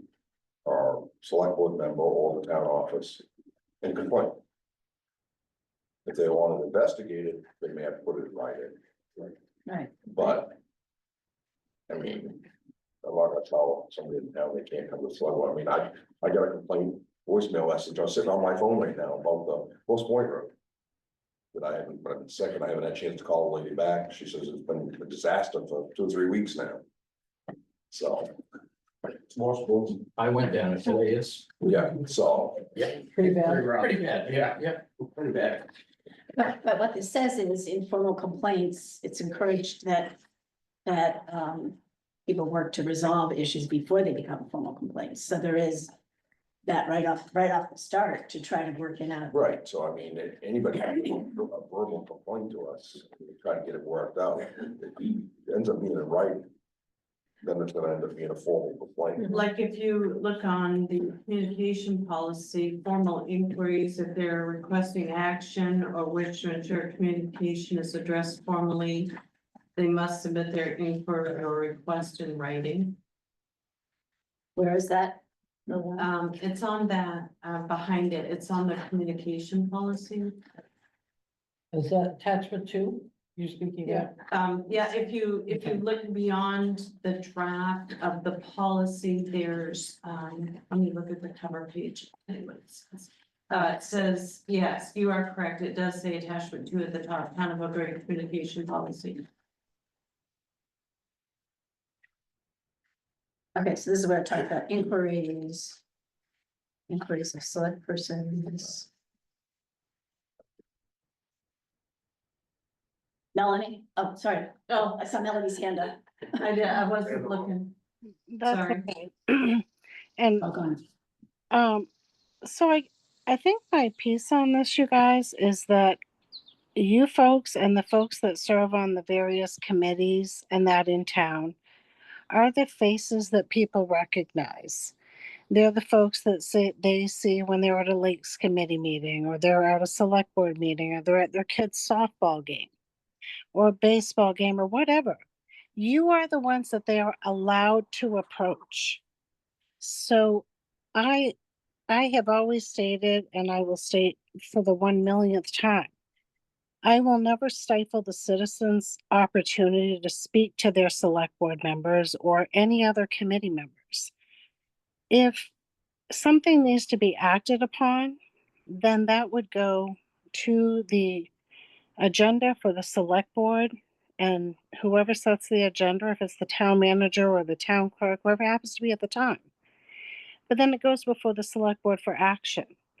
But you cannot tell the citizens that they don't have a right to speak up about how their money is being spent. And if they approach the chair and he requests that something be put forward on the board, or she or whomever at the time, any select board member is allowed to request that something be put on the agenda. And their request should be heard immediately. So it's not an accusatory thing. It is mindful of how we are spending the money that is not ours. It is theirs. And they have a right to complain, and they also have a right to celebrate. So I do agree with you on that piece, Barbara, that we should have a complaint and a recognition form. So I think we should definitely have both pieces, but I am never going to be on the side of stifling the citizens' right to say how they feel their tax dollars are being spent. Because what we're hearing overwhelmingly is that they are freaked out about their tax bills right now, and they're dogging a fire station because they see the next increase coming. So we have a teeny tiny piece of the pie, and it is our job to allow them to tell us how to spend their money, because we've got to mind it like it's our own, and like it's your parents and your grandparents. So This policy has nothing to do with that. It doesn't stifle anyone. It's simply a formal way to communicate a complaint that can be addressed, investigated, followed up on, and some resolution or. But what happened, Lorna, was what was included that prefaced that was what was stated as a response from a citizen. That citizen is a citizen, but they also serve on two different very important positions in the town of Belgrade. So my thought when I saw that was that that was presented as a way to sway everyone to whatever this person had stated. It was directed to the select board. They had received it, but it was included in a packet. And essentially it says that everyone has a right to face their accuser. Citizens aren't being accusatory, and they should not have to put in writing when they ask someone whether or not the cemetery was going to be mowed for Memorial Day. Where do the town's priorities lie? they have the right to ask that, and they do not have to put it in writing or feel that they need to be called out in a public setting for requesting that. So I don't So agree maybe- with how that's been put forward. Maybe we need to expand the informal complaints to sort of clarify. Or to, you know, to address that question that, you know, to discussion or raising questions does not always lead to a formal complaint. Well, that's kind of why I said the last time. If somebody's gonna complain to me, I'm gonna start looking around, investigate it myself. And if I feel it's something that needs brought to town, maybe at that point, that's when the select board person, or whoever got the complaint, puts it in writing. Why is this happening? Date it, and then it comes in writing. But, you know, I mean, there's a lot of times people complain about something, they go, look and go, yeah, I'll go back and go, yes, it probably should have been done, but there was a reason why it didn't. But then there's sometimes it's like, you know, why did this not get done, or why did this happen, or whatever, and maybe at that point, we need to put the complaint into writing, say, we received this complaint, this is the complaint in writing. What's going on? I don't have a problem doing it that way, and if the citizen wants to put it in writing. Just like the person who complained about their taxes and put it in writing, that's fine. Yeah. But there's some people out there that themselves just don't want to put their complaint in writing. And if we find that it's not justified complaint, then we just don't put it in writing. We can respond to them and say, you know, but if we feel that it is justified, then we can put it in writing on behalf of them. Right? Right, so the beginning of the select board meeting is public comment. So by not allowing me to voice my concerns or complain, that's taken my rights away from me to speak to our public servants that we elected. Not everybody's book smart, not everybody can write a nice letter. If people want to be anonymous, they can write an anonymous one, but what's saying they're not writing 3 anonymous letters? If you have a bunch of complaints about something, what's to say that they're not writing 3, you know, different letters, wording them a different way, and sending all 3 to get their point across? It's, I should have a right to come speak to my select board.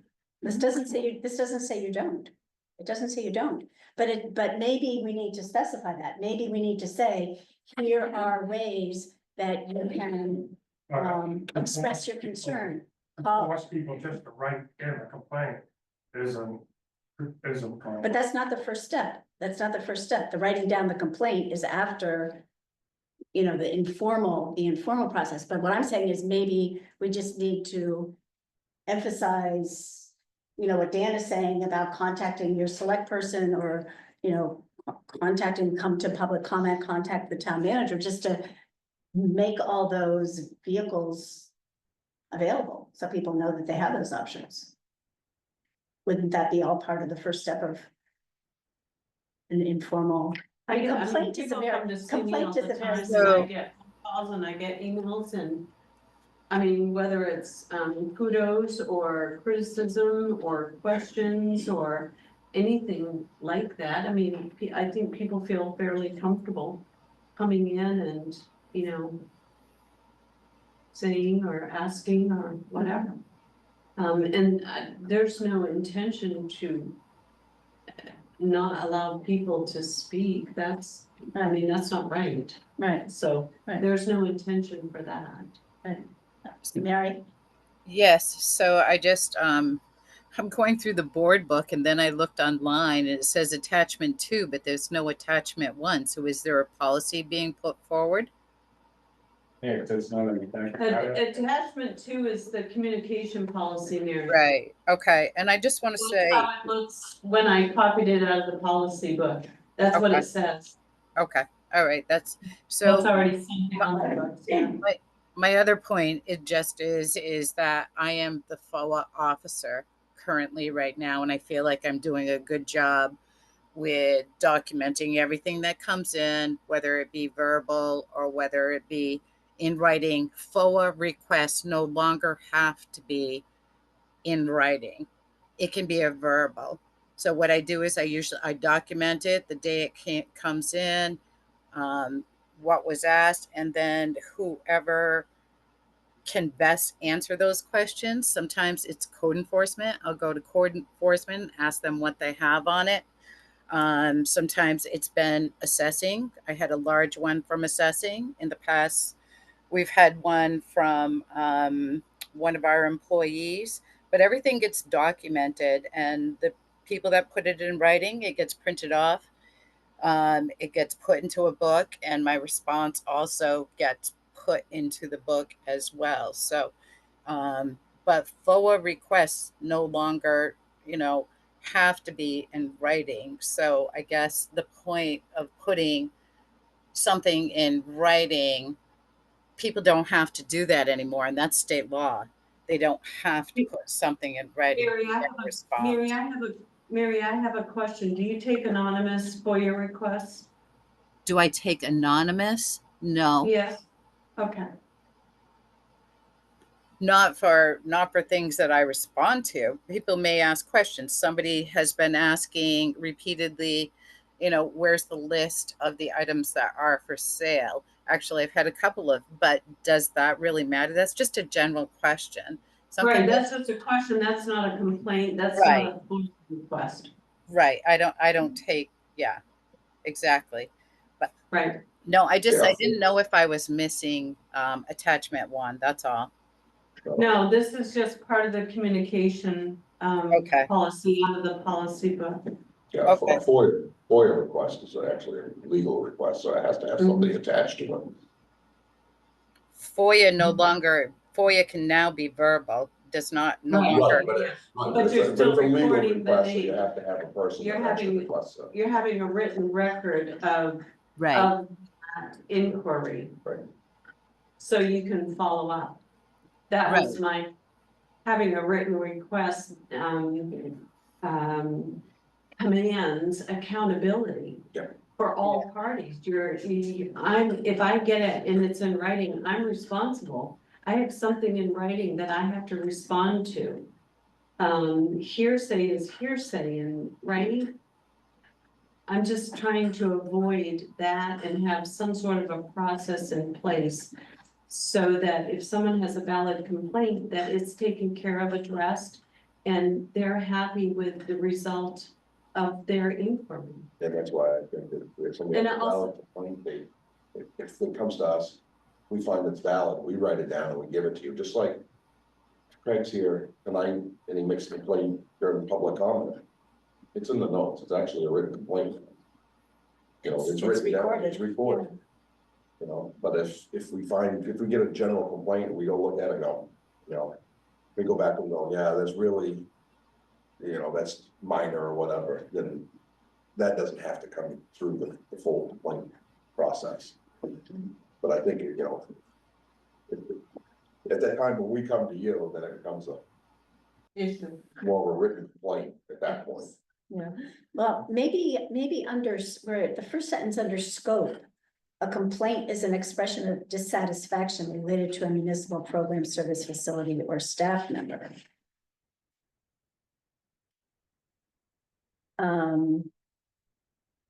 Maybe that's too vague or too. I don't know. Well, let's go back to what I said earlier, that a couple of people complained about the hours. Is that something I want to bring forward as a written complaint? Let's find out what's going on with it.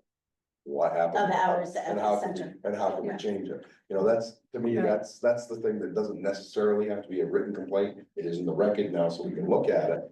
But It's more of an inquiry. Right, it's an Or inquiry. feedback, it's feedback. Yeah, They're giving So- you feedback. sometimes that's the type of complaint you get. It's really just more of, why are you doing this? Right, Um, but it seems like complaint is another level up. That if they're not satisfied with the fact that we don't have staff to. Why is this happening? What are you gonna do about it? Right. That's when you start getting to complaining. Right.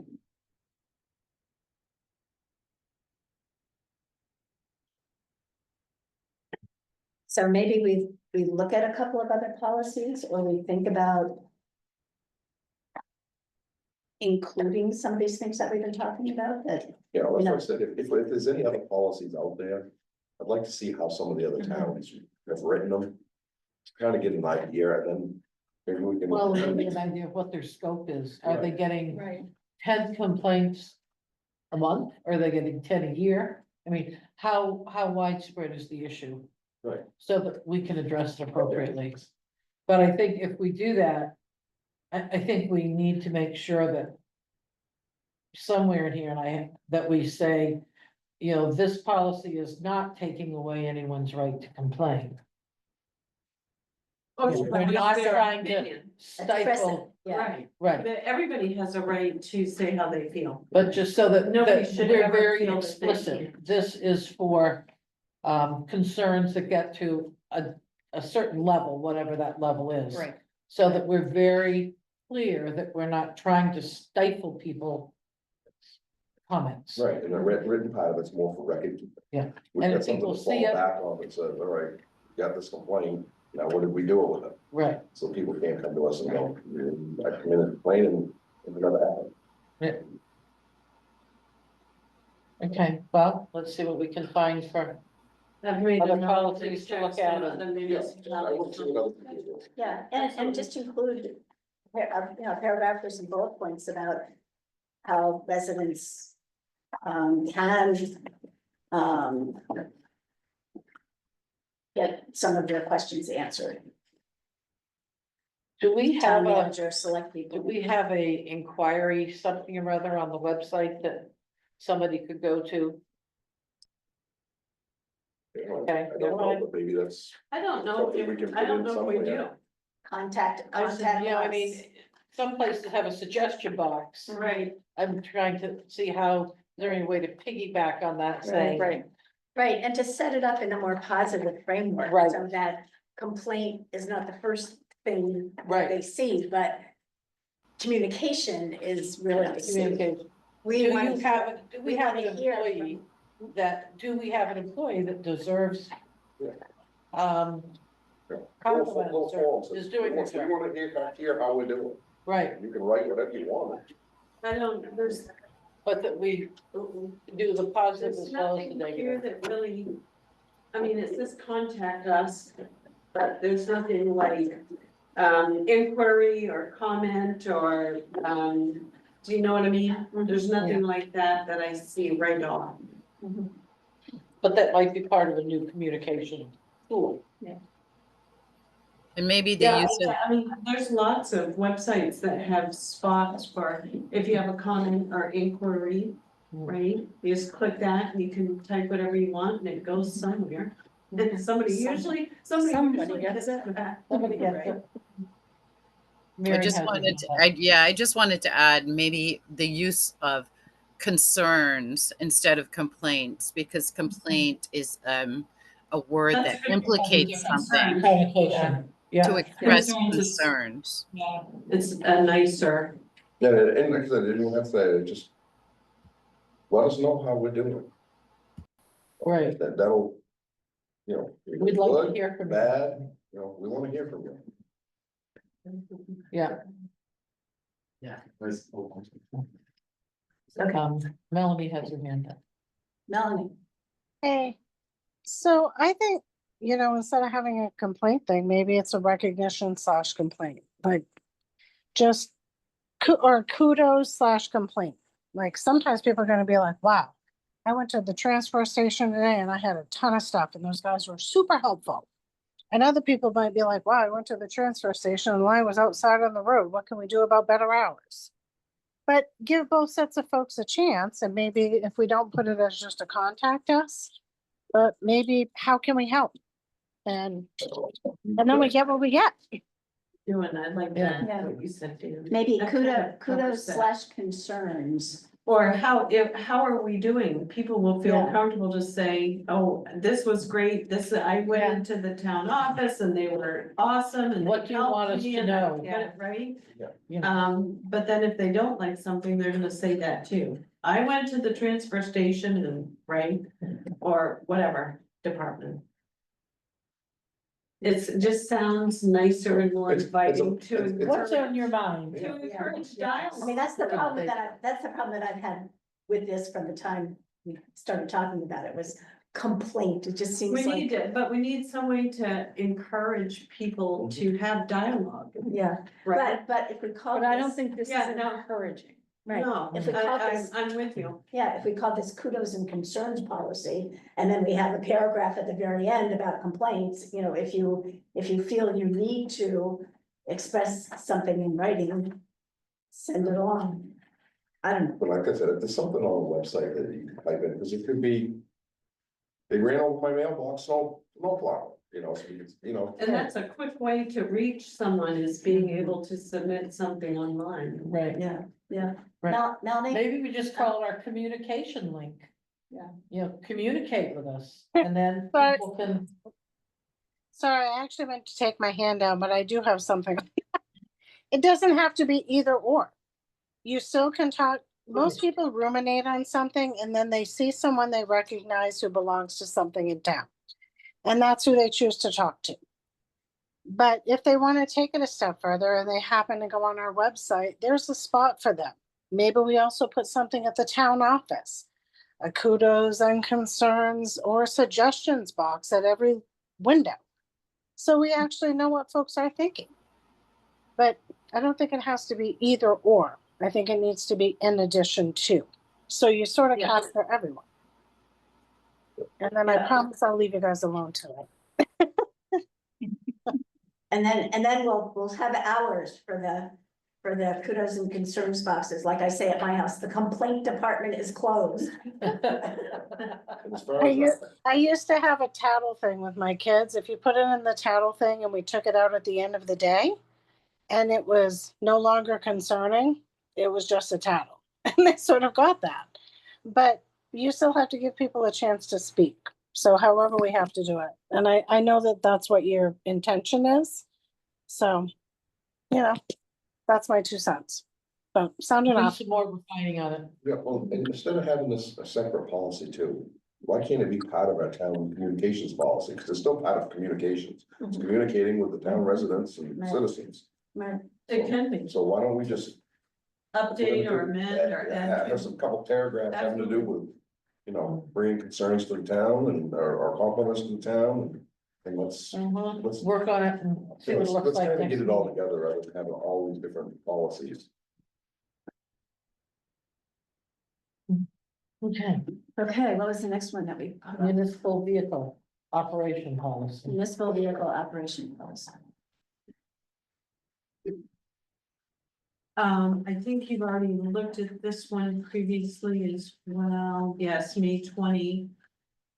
You reviewed a draft at your June 3 meeting, and asked for, a comparison of the old and new, which I did and sent that out to you June 9. So the town's current policy and proposed update along with the old versus new is included in your packet. For you, and of course, the updated version utilizes updated information on best practices from Maine Municipal. Okay, so the one that, first we have The draft. The draft, And then the next one is the current. the old, The yeah, current. yes, And then the next is comparing the two comparison, correct. with blue and red and crossouts. Yeah. Very colorful. My isn't eyes it? go. I hate using that editing feature, it's just. I have- makes sense I- of it. It doesn't work for me. One of the. On the first page here, it says, on the very bottom paragraph, if an individual employee becomes uninsurable under the town's fleet automobile insurance policy. I think we need to say. Also, if they become uninsurable, because if they end up and they can't be insured to drive their own car. And there's work that they need to be able to get to work or drive when they're here. That I think there may be a little gap there, I don't know, that was a question I had.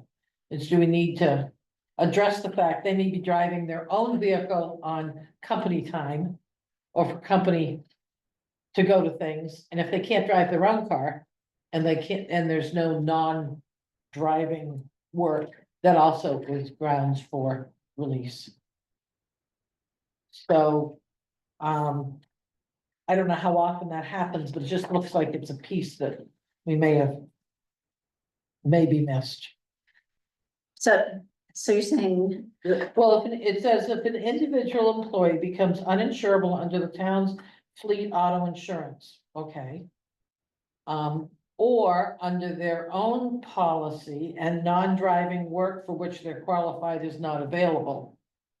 Then it's not only under the town, but wouldn't that, do we have a fleet automobile insurance We, policy? well, I don't know. And does it say that if they lose their license, then they would not be insurable? well, does the town, and do we know? Does someone become uninsurable and they haven't told the town, How often does how that do you get know checked? that? huh? How do you know I that? don't- Well, they have a DUI that they do didn't a tell background them. check when they get See, hired. fire department does a license check once a year. Yeah, So once a year. So all the employees should have a license check yearly. And our company does it once a year, Yeah, so- our insurance company does. it Yeah, my once a year. insurance. I company think, does I mine. think employees who have town vehicles that they are responsible for should be checked. But Well, someone. I can't see running a driver's license check on our town clerk or deputy clerks or But treasurer. anyone that's driving a vehicle. you should And- do and it. Anyone driving a town vehicle should have. Yeah. Yeah, we don't do that. It's never been done. here. Yeah, Fire department, it's in the fire driving policy, fire department, once a year. Once a yeah. year. That's. So I that's think, real I think we MMA. just need to sort of Mhm. somehow in all of this, make sure that we, But it. so I go out and get a DUI and I don't bother to tell anyone. I can't drive my own, I don't know, I just, it looks to me like there's a gap, and it- maybe I'm wrong. Right, that was the other question I had on the driving policy is how long someone is, for instance, somebody does get it, you know, you go to hire somebody or you do hire it. And Right. they've had a DUI, how long? Because that does affect your fleet policy. If somebody, you know, they may have an active driver's license, but they have an OUI on it and. I think we explored that because we had a Yeah. question. Yeah. Yeah, but I asked that Dan question got the a last hold of me. time. Yeah, and- Dan, we had to run someone and I had to ask MMA But I think what that, to do. right, so I think that's something that should be in that policy also. No, we just need to, See, because I have no idea what the insurance, what our insurance company says about that, that's something our insurance would have to answer. What is an assigned risk policy? I'm sorry, Assigned risk policy? If an assigned risk most policy. likely it would then go into an assigned risk policy, not necessary, depending on, you know, there's So some what does that mean? situations where it Then, might not. then the employee would have to pay that? What's assigned risk? Well, assigned risk, the rates are substantially higher, huge penalties, Oh, okay. but.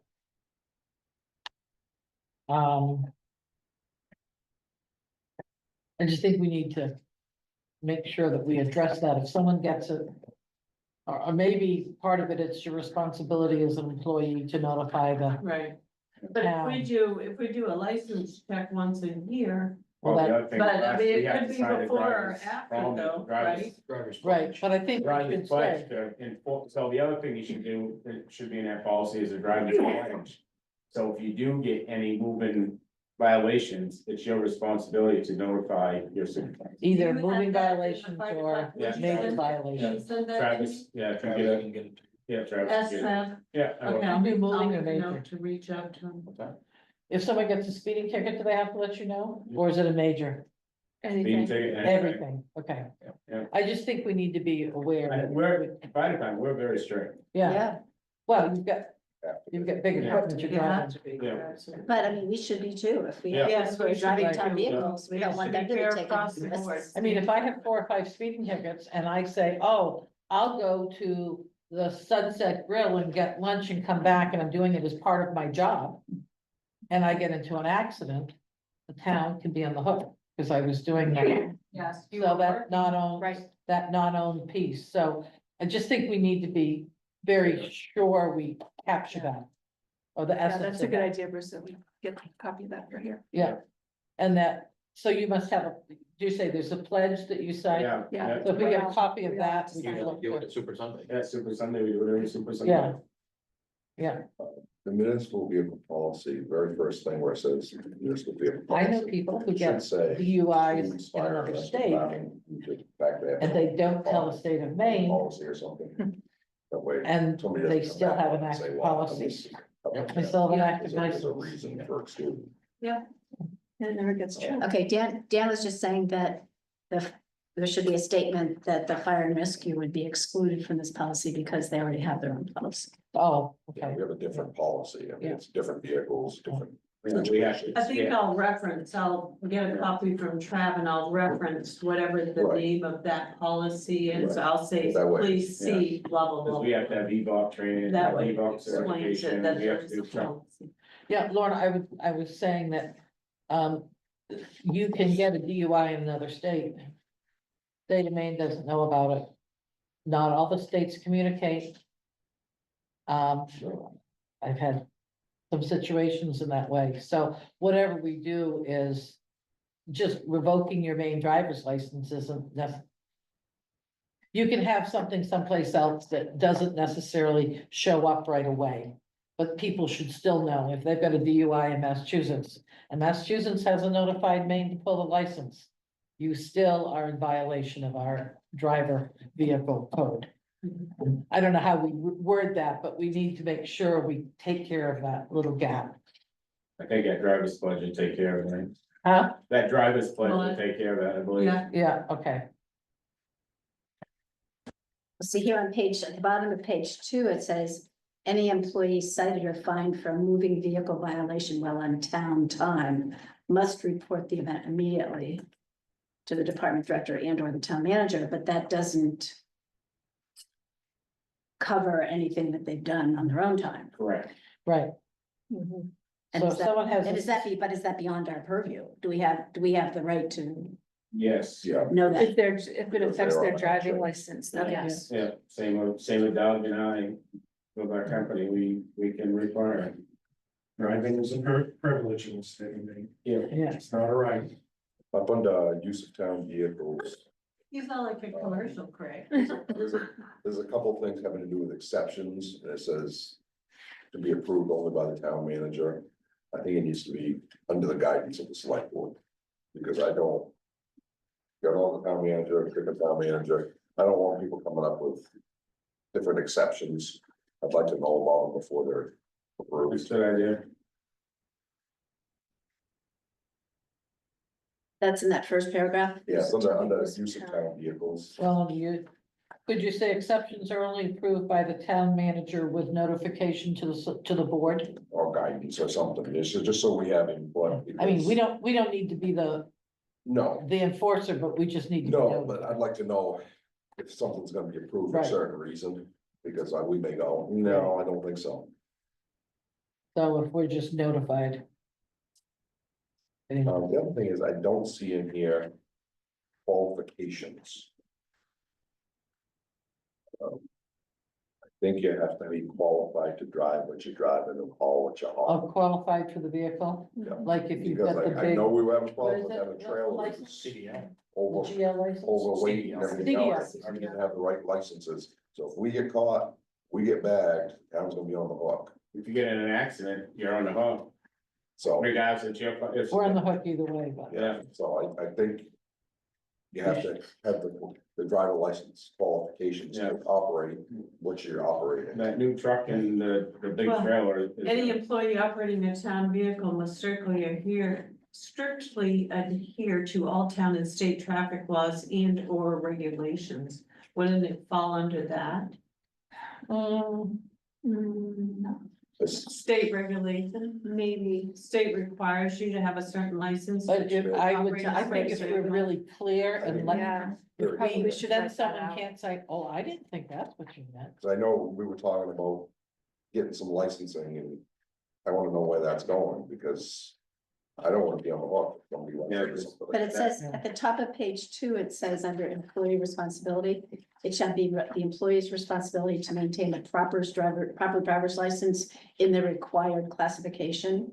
And to notify the town manager or his or designee of any revocation or suspension. So So would that cover it? Yes. it could, as long as make sure that Driver's there's- license. nobody's allowed to drive anything that's outside of their classification. Right. then. Agree. As long as there's something there that says that Yeah, you won't do it, so. And the other thing you may wanna do is some people may not realize that they can't drive that white truck and big trailer without a CDLA, Right. so you may wanna specify. I don't know if that takes DOT coming in, to specify what is considered a class A, class B, class C, what. So specify that under number one, under the employer. Yeah, I just don't Or have know, a I list don't know of, who to contact to do that, you guys. how you guys We had do a it? commercial state police guy come in and weigh all our trucks and trailers and all the combinations, and then we figured out exactly what it took. Maybe that's something, that's up to you guys as board, but maybe that's something we ought to do. I wanna make sure we're covered. All the town equipment would be either B and A or C. There's nothing B other than fire Right, trucks. fire trucks, and we're all licensed for. so it may be that for those that need a CDL, we should have something posted. I'm thinking facilities, because that's one obvious place. Operating blah, blah, blah, blah, requires a CDL license. And just have it list the something that's vehicles and list what. on the Right. wall or wherever they have License for a bulletin board. qualification. I know there's one trailer in that white truck, it's a. See, is a class A, will be, if you have that on, it's a class A, and as far as I know, there's nobody employed as a class A. Okay, Corey has his license, but no one else does, right? Or a class A. He didn't have a I class thought A, Corey had he a was CDL. supposed to be getting it, Yeah. and that's, No one has a license to drive that truck with that trailer. and that was the problem. Okay. They bought a bigger trailer than we wanted them to, because it was a good deal, and then we found out, Okay, That because of the weight, right? so then I would think that we would, then Corey and Kevin probably should. I don't know, who else? You get kind Or of. James, I don't offer know. to Whoever you have for employee. yeah, I mean, they can all do it, they're gonna drive it, they're gonna be required to do it. But I think now you have to go to driver's ed class, get your CDL. I thought Corey had it. Okay. Anything else on this? We torn it apart enough to put it back together for the next meeting? Did we add in the, did we add in the, did it get added in, Lorna, about the 18 years old to be a driver? Yes, for I have a town? note, on mine, Mary, Okay, to add. I just Drivers think- must be 18, Oh, okay. because we don't have a policy anywhere that says that. oh, And Okay. so we did have younger people, summer help driving, and I requested now can they drive That their they- vehicles on on town business? No, they don't I mean- drive their own vehicles for town business. Okay, so if they're here and they need to go mow up to go meet them up at the green to mow, they would not ever take their vehicle to go and meet them there. Okay, They right. just asking. That's, I'll have Travis, and I think we have that policy too. 18, minimum 18. Yeah. I just think young people can drive. I mean, we were all young when we got our licenses, not just now. But it's just the experience, right? Older, wiser, right? More Well, experienced. you think we know all the little places that you go through. But I'm trying to save us and save them. Right, absolutely. Yeah. Okay. Thanks, guys. Thank you, Craig. You lasted good, long time.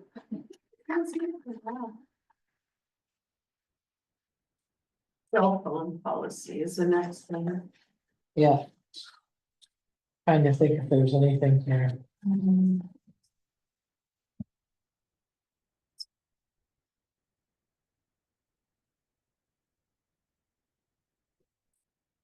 We don't have anything in any policy for cell phone use, For what? cell phone use. Oh, I had Mary look this over and, she was good with it. We've talked about this for some time and felt it was time to bring something, to the board for review.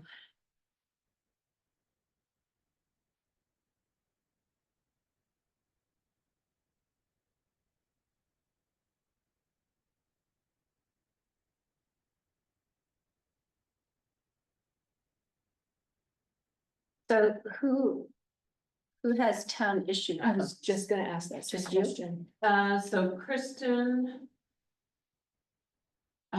Kristen, Corey, Kevin, Ken, the ACO, Fire and Rescue. Oh, have quite a few. Yeah, I think that's it. I had one, but I gave mine to Kristen because they had no phone. No, they had no phone. They're, all of that, internet, phone, security, all of that down at the center. That is a real mess, That is what? a mess. Oh, Wires everywhere. And the fire and rescue, most of us use our own personal phones. On a call and stuff Like like we have that. EMS apps on there, you look up medications and then you Yeah. have your MSDS book. that Yeah, you- I mean, so we use our personal phones. Literally, you know, Yeah. well, If you have. Right, but it's, this is geared toward the full-time 40-hour a week, right? yeah. but You know what I mean? I think maybe somewhere is in a little highlight that, exclude, exclude, but. I don't know how I wanna how to word it, fire and rescue, because we're probably the ones that use our personal phones the most. do you have, is there a cell phone policy for the fire department as well? I don't think so. I don't think. But this doesn't have any, like. Don't play games on your phone, don't read books on your phone. Don't use your phone while you're driving a But- company vehicle. Right. I mean, that's all this That's is there, right but I here. saw some in there, if you haven't if you're talking to somebody while you're working, so on and so forth, driving a vehicle, no. You're that's using there. yours for work though. That's different. It's Okay. not a personal. You're True. not using it for personal True. stuff. That's the aim of this. Right? Yeah, Yeah. Cause I use my own personal cell phone and I get calls on it. Text messages from department heads, right? I check email. But I don't use it all day or sit there. I don't have time to sit there and look at it all day. It sits there and if somebody needs to call me, they do, but.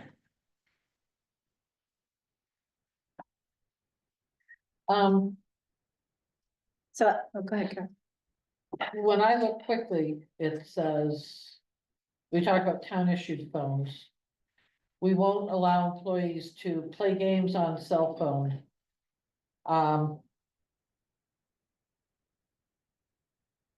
My first is, we don't allow them to play games on town cell phones.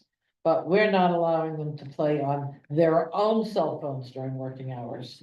I don't know if we need to make that a little clearer. So that, I read town issued and I'm like, well, of course you went to, oh, this is their own phone. I'm just looking for clarity. Oh, on the cell. We won't allow employees to play games on, Where are you looking? I'm under, we won't allow employees, next to the last paragraph. Well, personal cell phones is what it's talking about. I know, but it doesn't, It says that, look under policy elements. under what? Policy elements, despite their benefits, personal cell phones may cause problems. And it goes on to address personal cell phone use. I guess where I got confused or switched, it says we advise Maybe we employees should to use switch, town issued phones. maybe we should switch those two paragraphs. Switch those so that to we won't employees. allow employees Put that first. up Up above. where you above. guys- Yeah. And then there's not that Gotcha. inference that, oh, well, that's a town issue. Yeah. That's Topics where, twice. Just Yeah. switch them, Yeah. reverse the order. So all three of those things, town issued phones for business purposes only, surf the internet, turn off or silence phones, those all have to do with business phones. town issued phones. We advise employees to use town issued phones for business purposes only, Right, right? Surf the internet, text and talk on the phone only for a few minutes per day, so it's not something, but is that town issued phones or is that all phones? I would say it's all phones. Well, then maybe we should We take don't out, want an employee sitting there and carrying on conversations when Joe Citizen is standing in front of them waiting to get a car registered, or there's standing and waiting because they need to see the town manager for something, or et cetera. Do you know what I mean? Yeah. right, but then maybe we should make a separate heading or separate out the town issued phones, because I think otherwise it's a little, that whole, those three things seem like they might pertain to town issued phones. Melanie's got her hand up too. Melanie? I put something in the chat, so I'm not sure who sees that. But, I don't have the chat open, mine, I'm sorry. okay, so it appears from my side that this is the first time the board is actually kind of getting a chance to review this policy. And it would make sense, because this is kind of an important policy that can change how the employees in the town are allowed to use their personal cell phones on town property. That it might be more than pertinent to table it to a future meeting so that you folks can really review it, mark it up how you would like to, and then bring it back and then maybe coordinate that. Because it's a big policy shift. But Yeah, once, actually, I wasn't thinking of approving it tonight. I was thinking of us reworking it, Melanie. But yeah, it and- seems like it's going to be a little bit of a heavy lift, because it's what are you crisscrossing with personal rights versus employer rights? So you might want to dig a little bit deeper. Employees don't have a right to use a personal cell phone during working hours. Actually, in this day and age, everyone has a right to have their personal cell phone on them. In the event Correct. of any sort of Not to sit emergency and or read a book whatsoever. all day, or to No. play games all day. But we And we have also, no what we also policy. don't want to do, Lorna, is we don't want to create anything in a public setting that looks like we're calling out any particular employees or any particular employee behavior. So my suggestion would be that it looks like a heavy lift, and that the whole board might want a chance to just sort of sit back and reflect on the changes that it would entail. And you also have to make sure that the policies that we then put forth on the employees are not so restrictive that they don't want to work for the town of Belgrade. So there's going to be a balance there. And I don't suggest that it's not a heavy lift, but I suggest just sitting on my side that this is what it looks like, that it looks like it might be more time consuming than can be done tonight or even in the next meeting. It may involve a couple of times of reworking. But that's just my humble opinion. Thank I you. do think we should add in here that, employees can use their own phone during their lunch hour That's it. or break. Is That's that, already Top of the next to the. oh, top of the next page, let's get off this page. Yeah, Mary's in it. Oh, thank you. Mary, go ahead. Yes, I was just, But I think. Wait, let's I let think it's Mary- like Mary's- the fourth says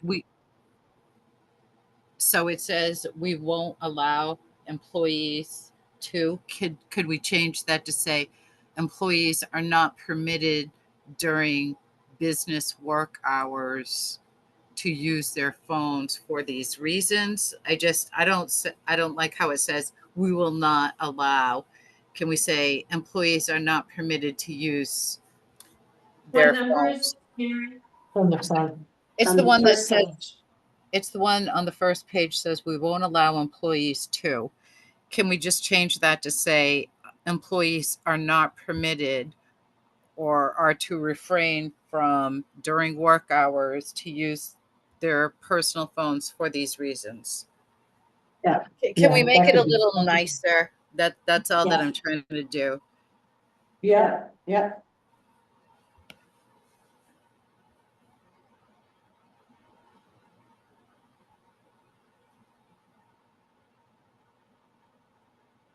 And if we can space it so the line I didn't see and ignored could be on the front page.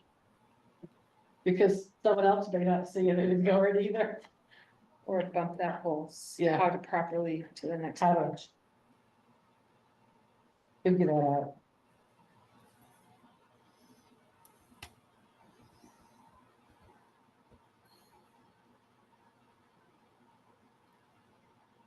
Okay. Okay, any other comments on this, Richard? Have we beaten us to death?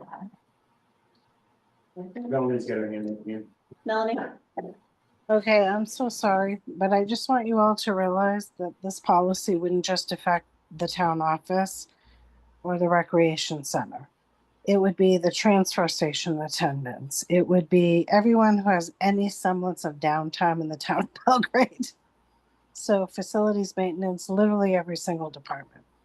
So just caution Always on something caution to on read that. on Instead of playing on your phone though. I get that, but I just want If you we're all to be paying an aware that hourly wage. If we're paying an hourly wage for someone to work, why are we paying them to sit and play on their phone? They should be doing work. no, I'm not disagreeing with that. We just want to tread lightly because it's going to have a wide paintbrush that we then have to enforce.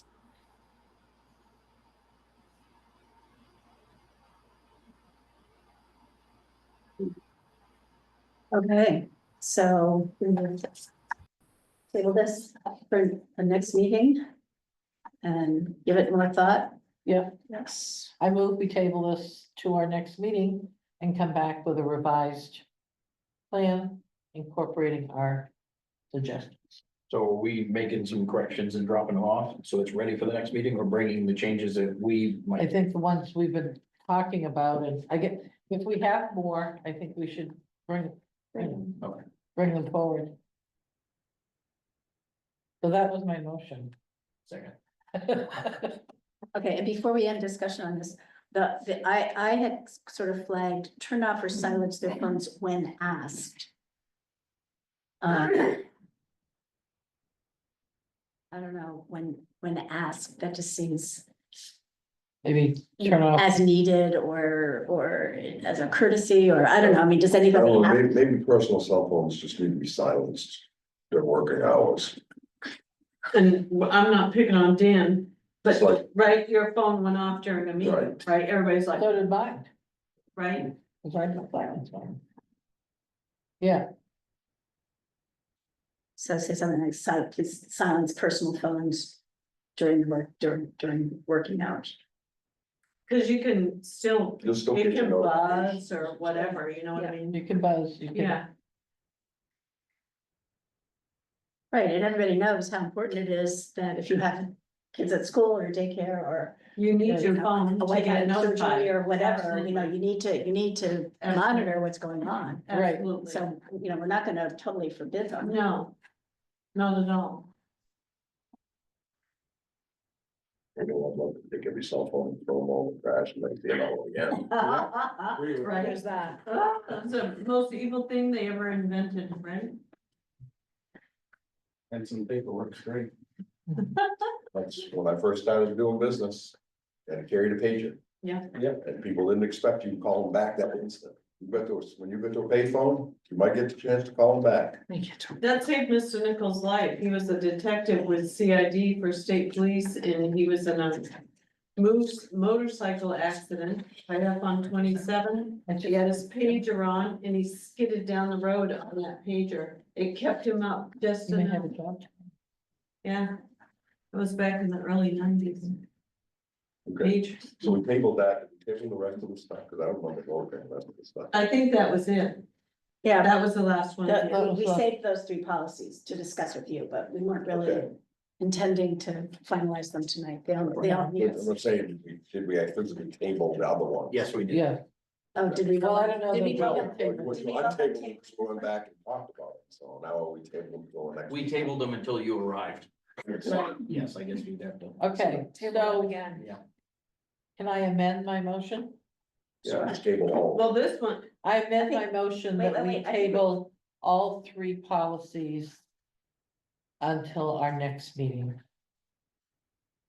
Second. All in favor? Got it all officially taken. Now we have actually tabled it and worked on it. Good catch, Dan. All the way down to Lorna. Okay, Lorna, town manager.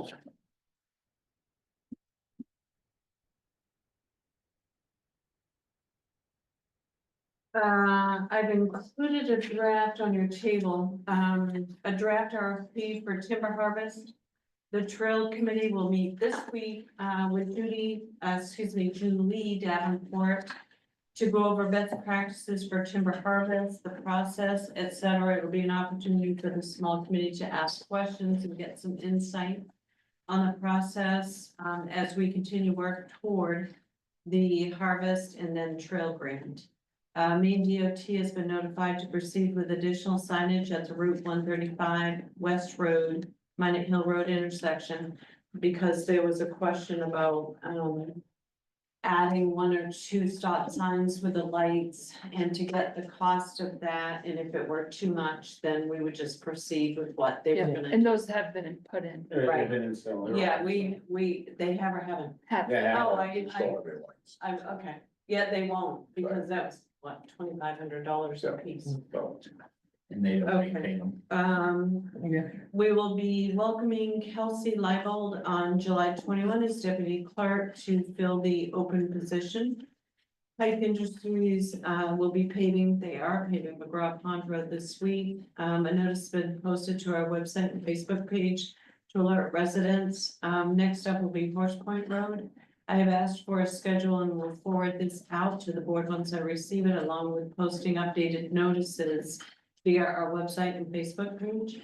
We had reports of water being drawn at the landing on Salmon Lake. We were able to identify the truck and contacted the owners, who have notified all drivers that they cannot draw from any lake/pond landing. That was today. Mary Vogel's been working on reviewing the MMA permit and fees manual. A hard copy of the manual is provided for your review. A list of suggested permits and fees the town could add under a municipal permit and licensing ordinance include just things, she's been able to identify, but obviously open to change. As you discussed, there's a list there for you. Checking with our road commissioner, the cost to restore the entire parcel, so put everything the same. At Main Street, Hewlin Road, that would be up to $1,500. That was discussed earlier. The Friends of Belgrade Lakes Village hosted a ribbon cutting ceremony for the new parking lot in the village. That was July 3. Members of the board, Carol Johnson, Barbara Allen, and Doug Sawyer, and myself attended.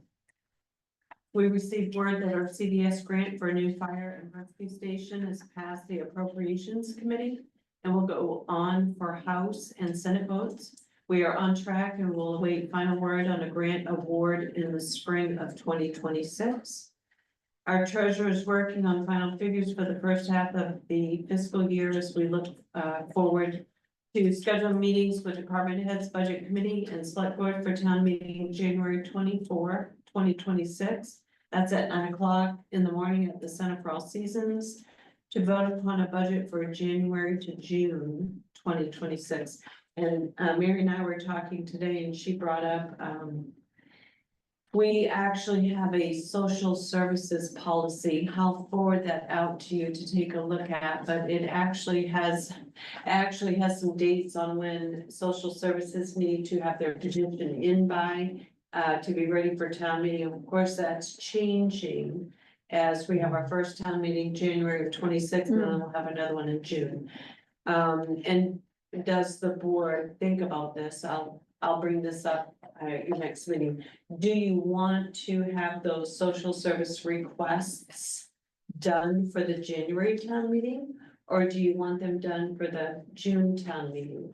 We usually send out the funds after we start getting tax dollars in, so that may impact your decision when you're thinking about that, but think about that, because that will be on your agenda, because we'll want to get that nailed down within the next 1 or 2 meetings. No. If we're gonna do it for, January, we've gotta have everything wrapped up and ready. If we do referendum articles, for secret ballot, we've gotta have all of that wrapped up 60 days prior.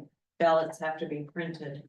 Before Ready. Thanksgiving. So keep that in mind. And we did talk about today, and I think that you would be fine to wait until the June town meeting, because we'll do election of officers at that time. Everybody carries over. I think we would have enough time at that point in the year to do those social services petitions and be able to fund them. Just a thought. And if, the other thing too, for you guys to think about, if you do entertain doing the social services for in January, make sure that when you do send it out, that's only a 6-month. Well, we Okay. don't normally fund them, between January and June. We usually fund them Right. after August. But what my fear would be is they come in January and ask, we'll say for $1,000, then come back in June, ask for another $1,000. Right. So I'll nail it down, but it would be my recommendation to wait and have those for June. Maybe that- Because That we'll seems to make we'll sense. do That would the be me as, election of part of the budget, officers yeah. as well, anything like that, so, yeah. So that's all I had.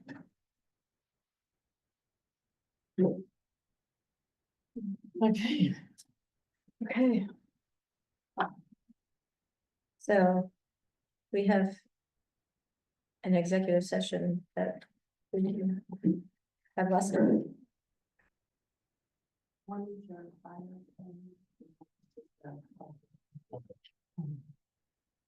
Everyone have a good night. Okay, Thank you. Thank you, Bruce. Thank you, Bruce. Take a quick pause and we'll take a couple of minutes. Okay, yes. I move we take a 2-minute break.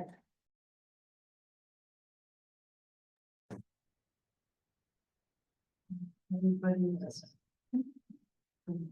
Okay. Motion back. Enter. It's a regular session.